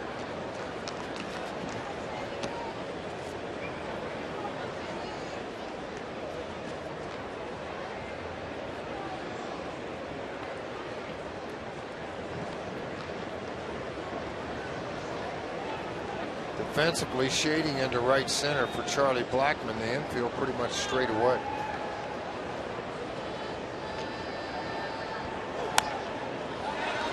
Fouled off right side. We're going to know real quick if this inning, if the Rockies can't score in the bottom, of where Bruce Bochy is with Pagan and Posey as you get to the bottom of that lineup where those guys hitting 180, 190, that if he's going to make a move with them and feel comfortable putting them in the game, and meaning feeling comfortable that they're going to not just pinch hit, but they're going to have to go play if the game stays tight. I don't think it's going to happen. I would agree with you, George. And talking to Bochy before the game, it sounded like Posey took some swings and there was some nerve irritation. Ooh, he stepped out. That's for time. They give it to him. Unfortunately for Hawkins, the pitch was out of the zone. You could have had a free strikeout. You don't get granted. You don't necessarily get granted timeout just because you asked for it.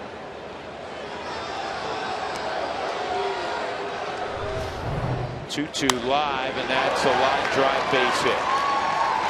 Didn't it just? Yeah.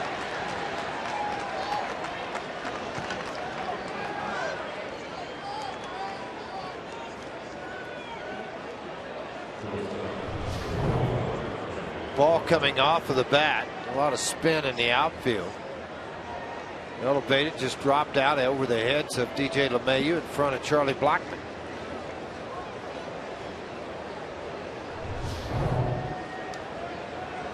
Brandon Crawford 1 for 3. That's why you got Boone Logan up. Crawford and Coleman both coming up. As you go into the numbers and look at what Walt Weiss is looking at. With Brandon Crawford at the plate, he's 1 for 2. A single against Troy Hawkins. Tyler Colvin is 1 for 1. A single also.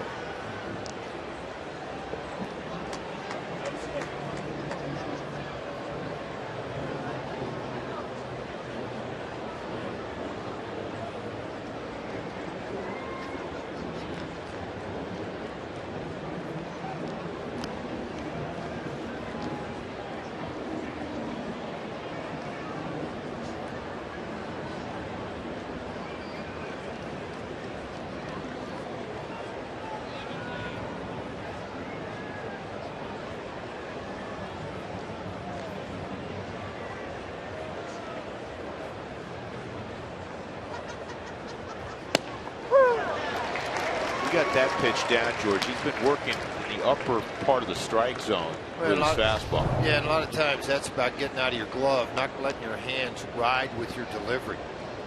Your pitching coaches talk about as that front leg starts to drop. That's when the hands got to separate if it's going to have a chance to get up on top and out front.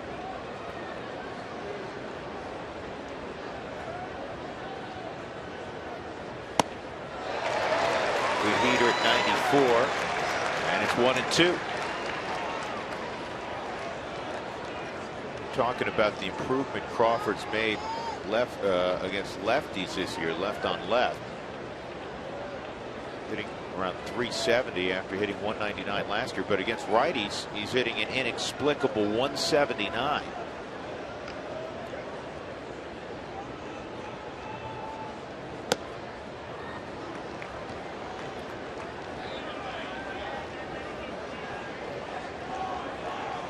Two and two.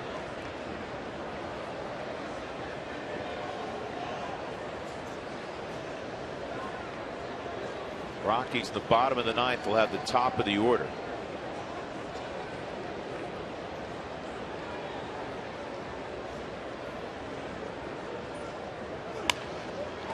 Popped up.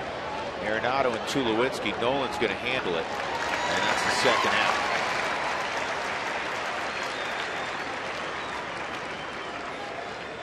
And now you're not out of the woods because you have Tyler Colvin coming up. The guy is, Rockies fans know, has plenty of power. He's got plenty of motivation too. Whenever you're playing a team against a team that you're no longer employed by.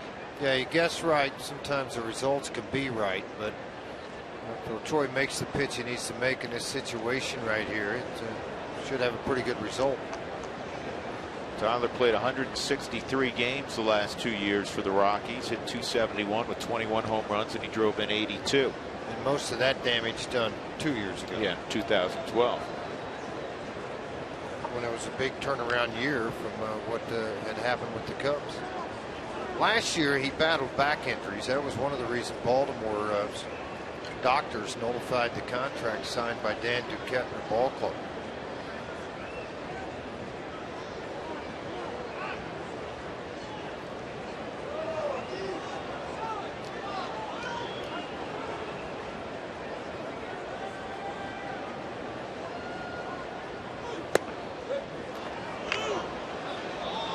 First breaking ball he's thrown, missed with the curveball, and it's 1-0. Arias has come out, Joaquin Arias in the on-deck circle for Casilla. 2 outs, Hicks at first.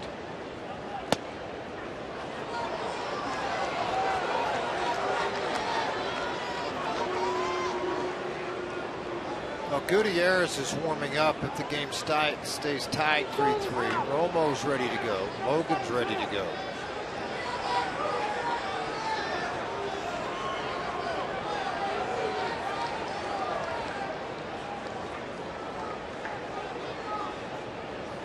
Let's hope LaCroix's ready to go to the dugout.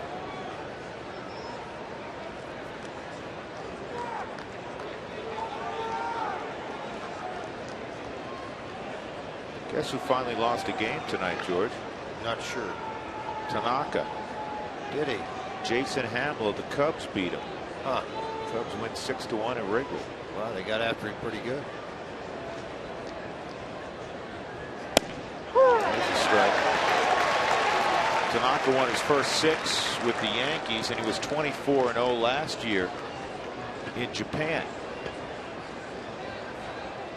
Colvin, one of those guys, is a dangerous bat. I mean, he knows the situation, very experienced at it.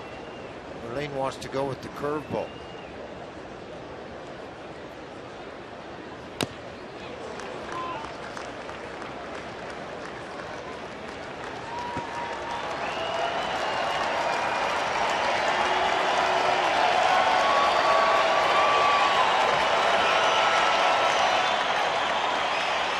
Two and two.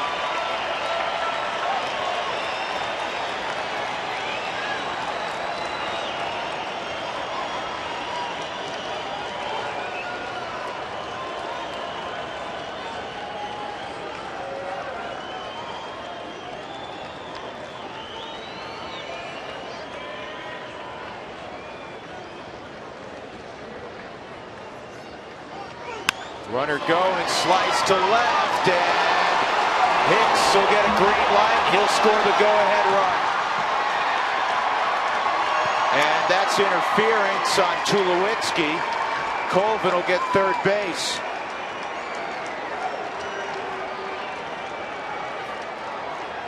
Yeah, you got to watch again.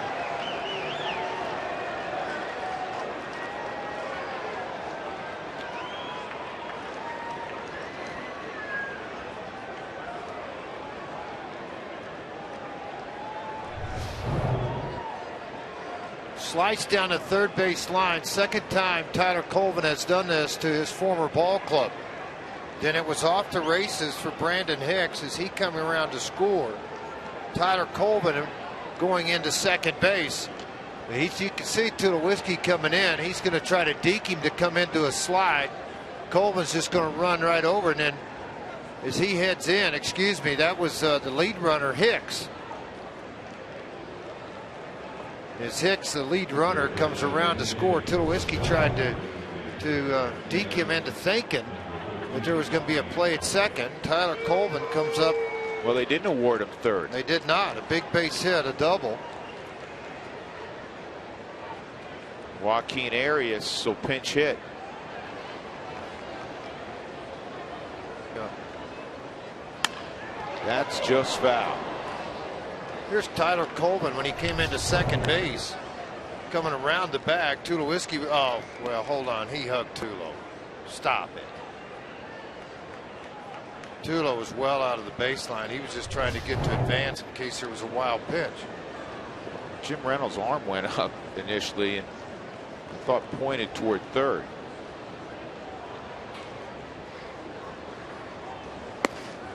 Well, the Giants have found a way with 2 outs to take the lead. Second straight ball game that Hawkins unable to navigate the 9th inning. And difficult too to swallow. That's the hardest 3 outs in the games, the last 3, and it's the hardest thing when you fail is to face your 24 teammates and the coaches.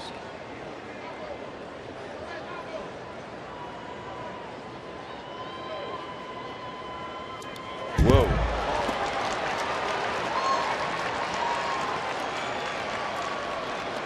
Wild pitch puts Colvin at third. About 38 feet. This is where you rely on the veteran side of LaTroy Hawkins and where he's been in his career. He fired that one well low, and Rosario had to try to backhand it.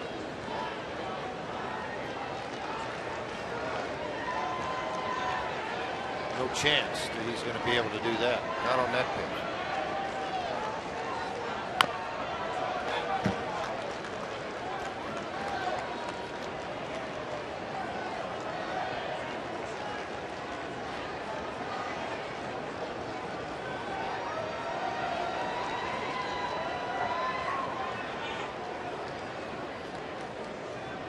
Giants have been tough on the road, 14-9.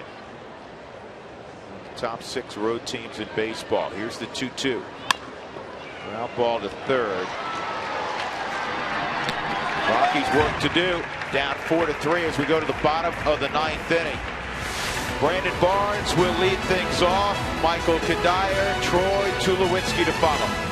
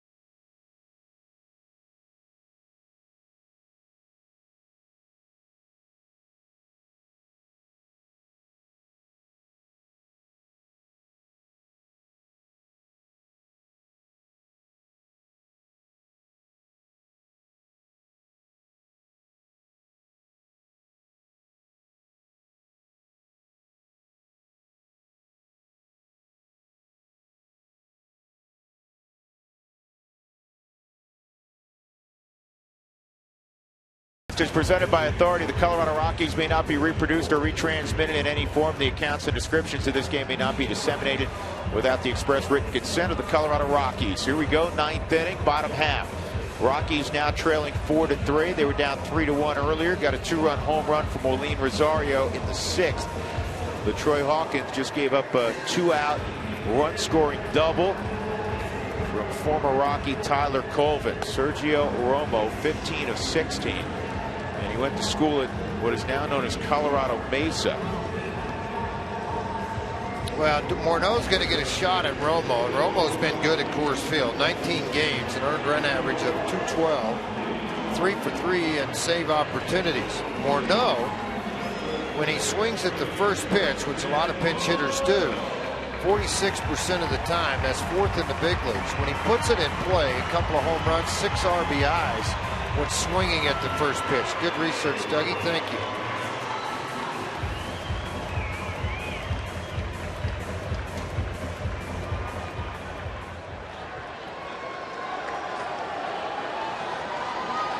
So Morneau steps in against Romo, who half the time at least he'll throw that slider. And he throws the fastball, and it's fouled off. Sunday, Justin Morneau played hero in the 10th inning on a 1-2 pitch. He drove it over the center field wall. And Cargo aboard a 2-run walk-off home run.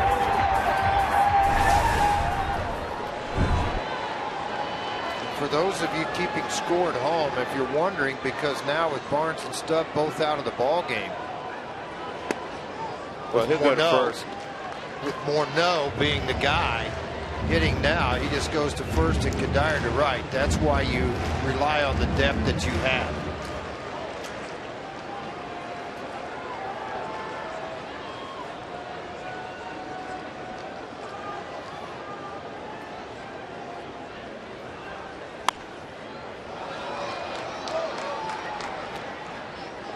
One and two. It's not just the maneuverability of what you do with your bullpen, but also when you take your shot with your bench. You think back a couple innings ago, Morneau was out, pulled back, Dickerson went up and pinch hit.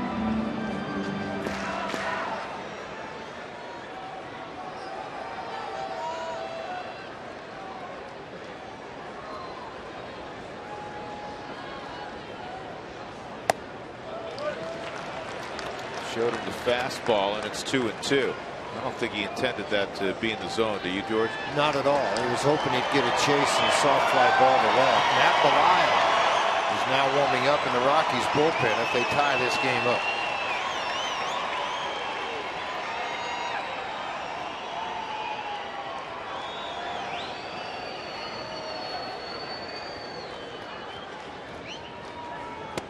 Three and two.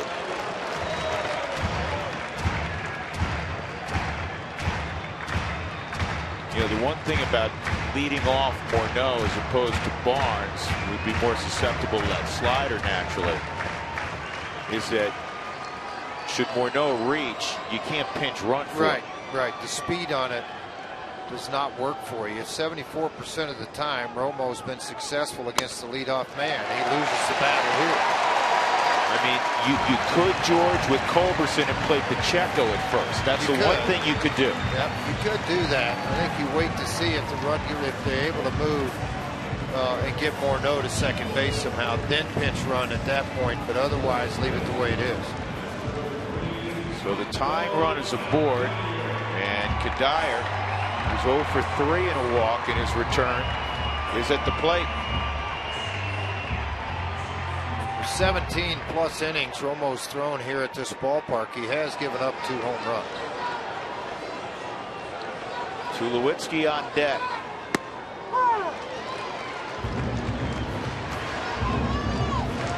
This is also, George, where you get even more of that Coors Field offensive advantage in that the outfield moves back to play no doubles, and a lot of stuff can fall in front. 2 straight fastballs, although not overpowering, but because of his slider, they appear that way at 89 miles an hour. He put both in a great location, low outside corner with some run back. So now 0-2, he's got 4 shots with the slider, or go back out with that fastball again. Well off the plate, Sanchez. This ball's well hit to right. Pence going back, and he'll make the catch at the base of the wall. Now, there were 2 home runs given up by Romo. One of them has been by Kadire. Came up short this time. I'll tell you something, off the bat, I thought at the very least that was going to be off the wall. Well, I thought so because of the reaction Pence gave me in right field and the reaction Kadire gave me at home plate. I think that little bat toss there told me he thought he got it, at least off the wall. See, Pence got the right hand up thinking he knew that wall was back, but he wasn't taking the eye off. The fans thought he'd gotten it. It just came up a little bit short. It's okay. We got 2 more outs to go and a pretty good hitter at the plate. See, as a hitter, you sit in the on-deck circle saying, how did he attack the National League batting champion? He went fastball away, fastball away, fastball away, and a fly ball to right. His first pitch to Tulowitzki hard slider, and I mean, he really yanked on this thing and took it out of the zone. So you're looking fastball away, and you're trying to capitalize on it. At 89, he's not going to throw it by you. He's got to get up the line. There's one, and Tulowitzki does get up the line. Morneau got into Crawford. Yeah, good job by Tulo. That ball was hit and not hit very hard. Broke the bat. You got a number of pieces on the field right now. And when it broke the bat, Tulowitzki knows he's got to bust it. That's that slider away again, hit off the end of the bat. And he knows that he's got to get after it. It takes off. They're not able to turn it at all. Tulowitzki's speed up the line didn't let that happen. So with 2 outs, Tulowitzki at first and Carr goes at the plate. 1 for 4 tonight.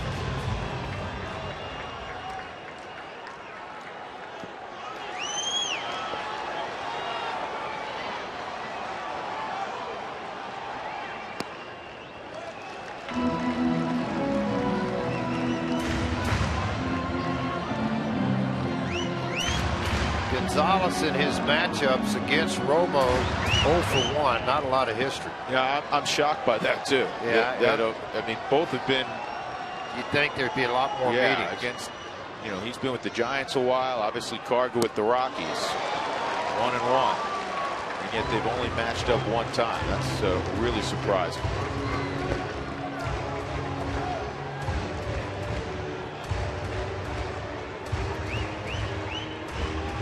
Now, a lot of times in this role as a closer, you see power arms.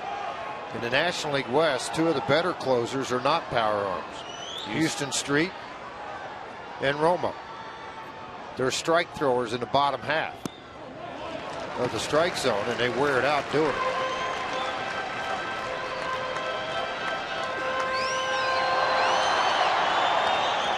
When you look at the Ford strike zone, Romo is going to stay down, down, down. If he elevates, it's going to be, it's going to be up here. He's going to get it high enough that it doesn't.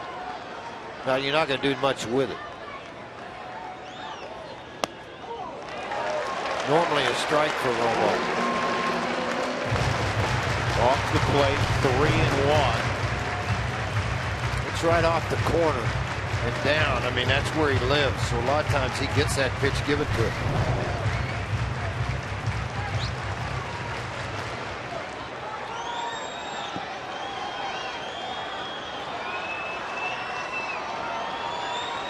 Here's the 3-1. Tell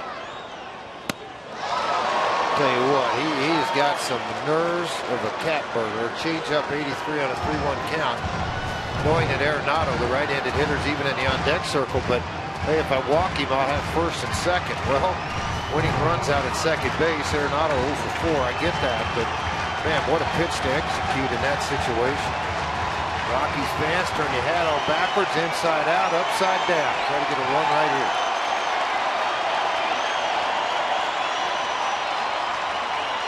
Tulo off, and base hit. Tulowitzki will get to third, and Nolan Arenado will get a shot.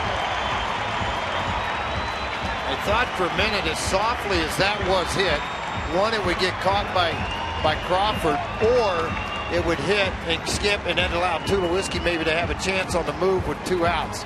Because as soon as the ball's hit, Tulo's off and running. There's no question behind that part of it. On a Mike Shaw Subaru Supermoto, off the bat again on a changeup, well out front, but right out of the reach. But Tulo's already halfway to second. But the ball just hit with them playing double play, or no doubles depth in the outfield, playing very deep.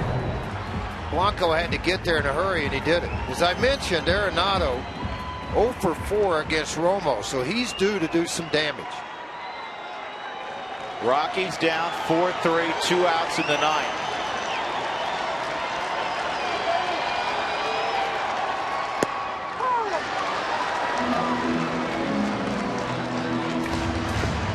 On the slider. Yeah, Arenado's got him right where he likes him, with 2 outs with runners in scoring position this year. He's hit .389.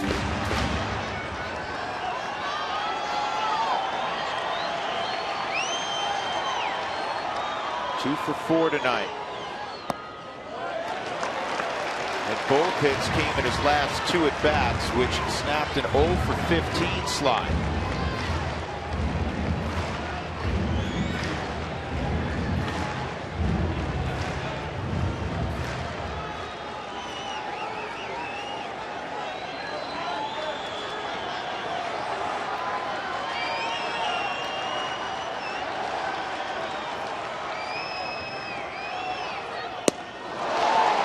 His slider is very close to an Ottavino top slider, you know.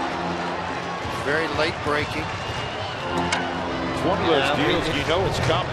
Yeah, it's coming. I mean, it starts right here, and then it just dives to that outside corner. As a hitter, you'd want to stay on it as much as you can. He just doesn't give you anything to hit. Like most good closers, they don't.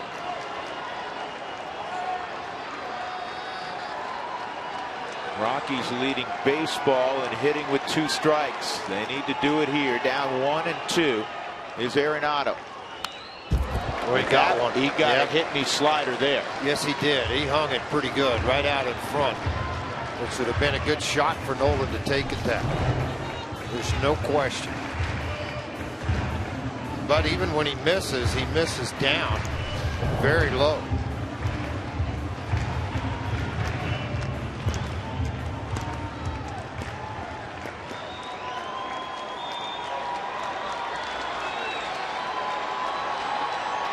Trying to elevate a heater up above the hands.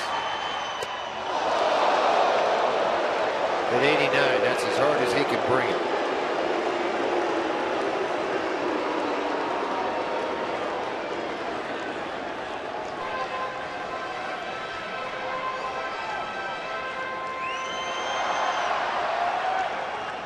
And it's funny what you mentioned earlier.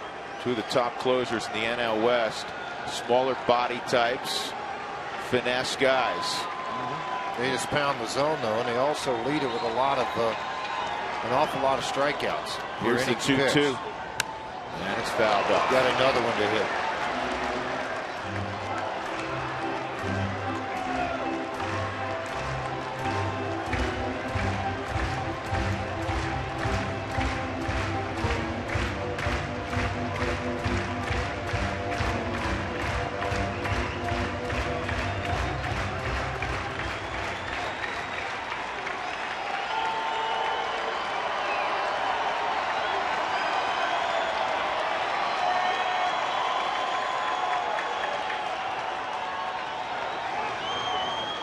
This ball driven to left and deep and gone. Now at the top of the wall.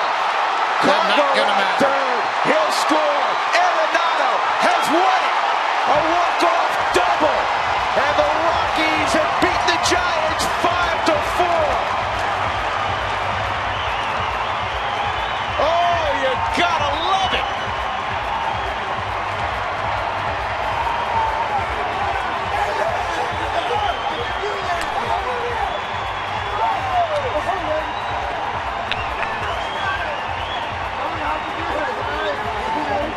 And you know what? Our truck's telling us, George, that the ball actually went over the yellow line. Well, and I hope they give him credit for it, too. I thought it shot over that left field line, too. I thought that was a home run. I really did. I felt like it was. And watching it up here, we're going to see it again right now. Hanging slider. Nolan goes down and gets it. He had missed 2 in the previous at-bat. Here you go. Tell you exactly where this ball hit. It hit on the yellow line. Did it hit the gentleman and come back? That's the question.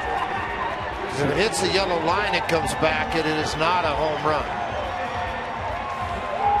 It doesn't matter. But that's right. Well, you'd like to see the home run. Why not, right? It's hard to tell if it went out of the, hit something beyond the fence and came back. But regardless, the Rockies have won it 5-4. Nolan Arenado behind 1-2. And he comes through, and that's been the Rockies all year. They lead baseball hitting with 2 strikes by a sizable margin. Okay. This huge series Could you ask for a better conclusion, a crazier conclusion?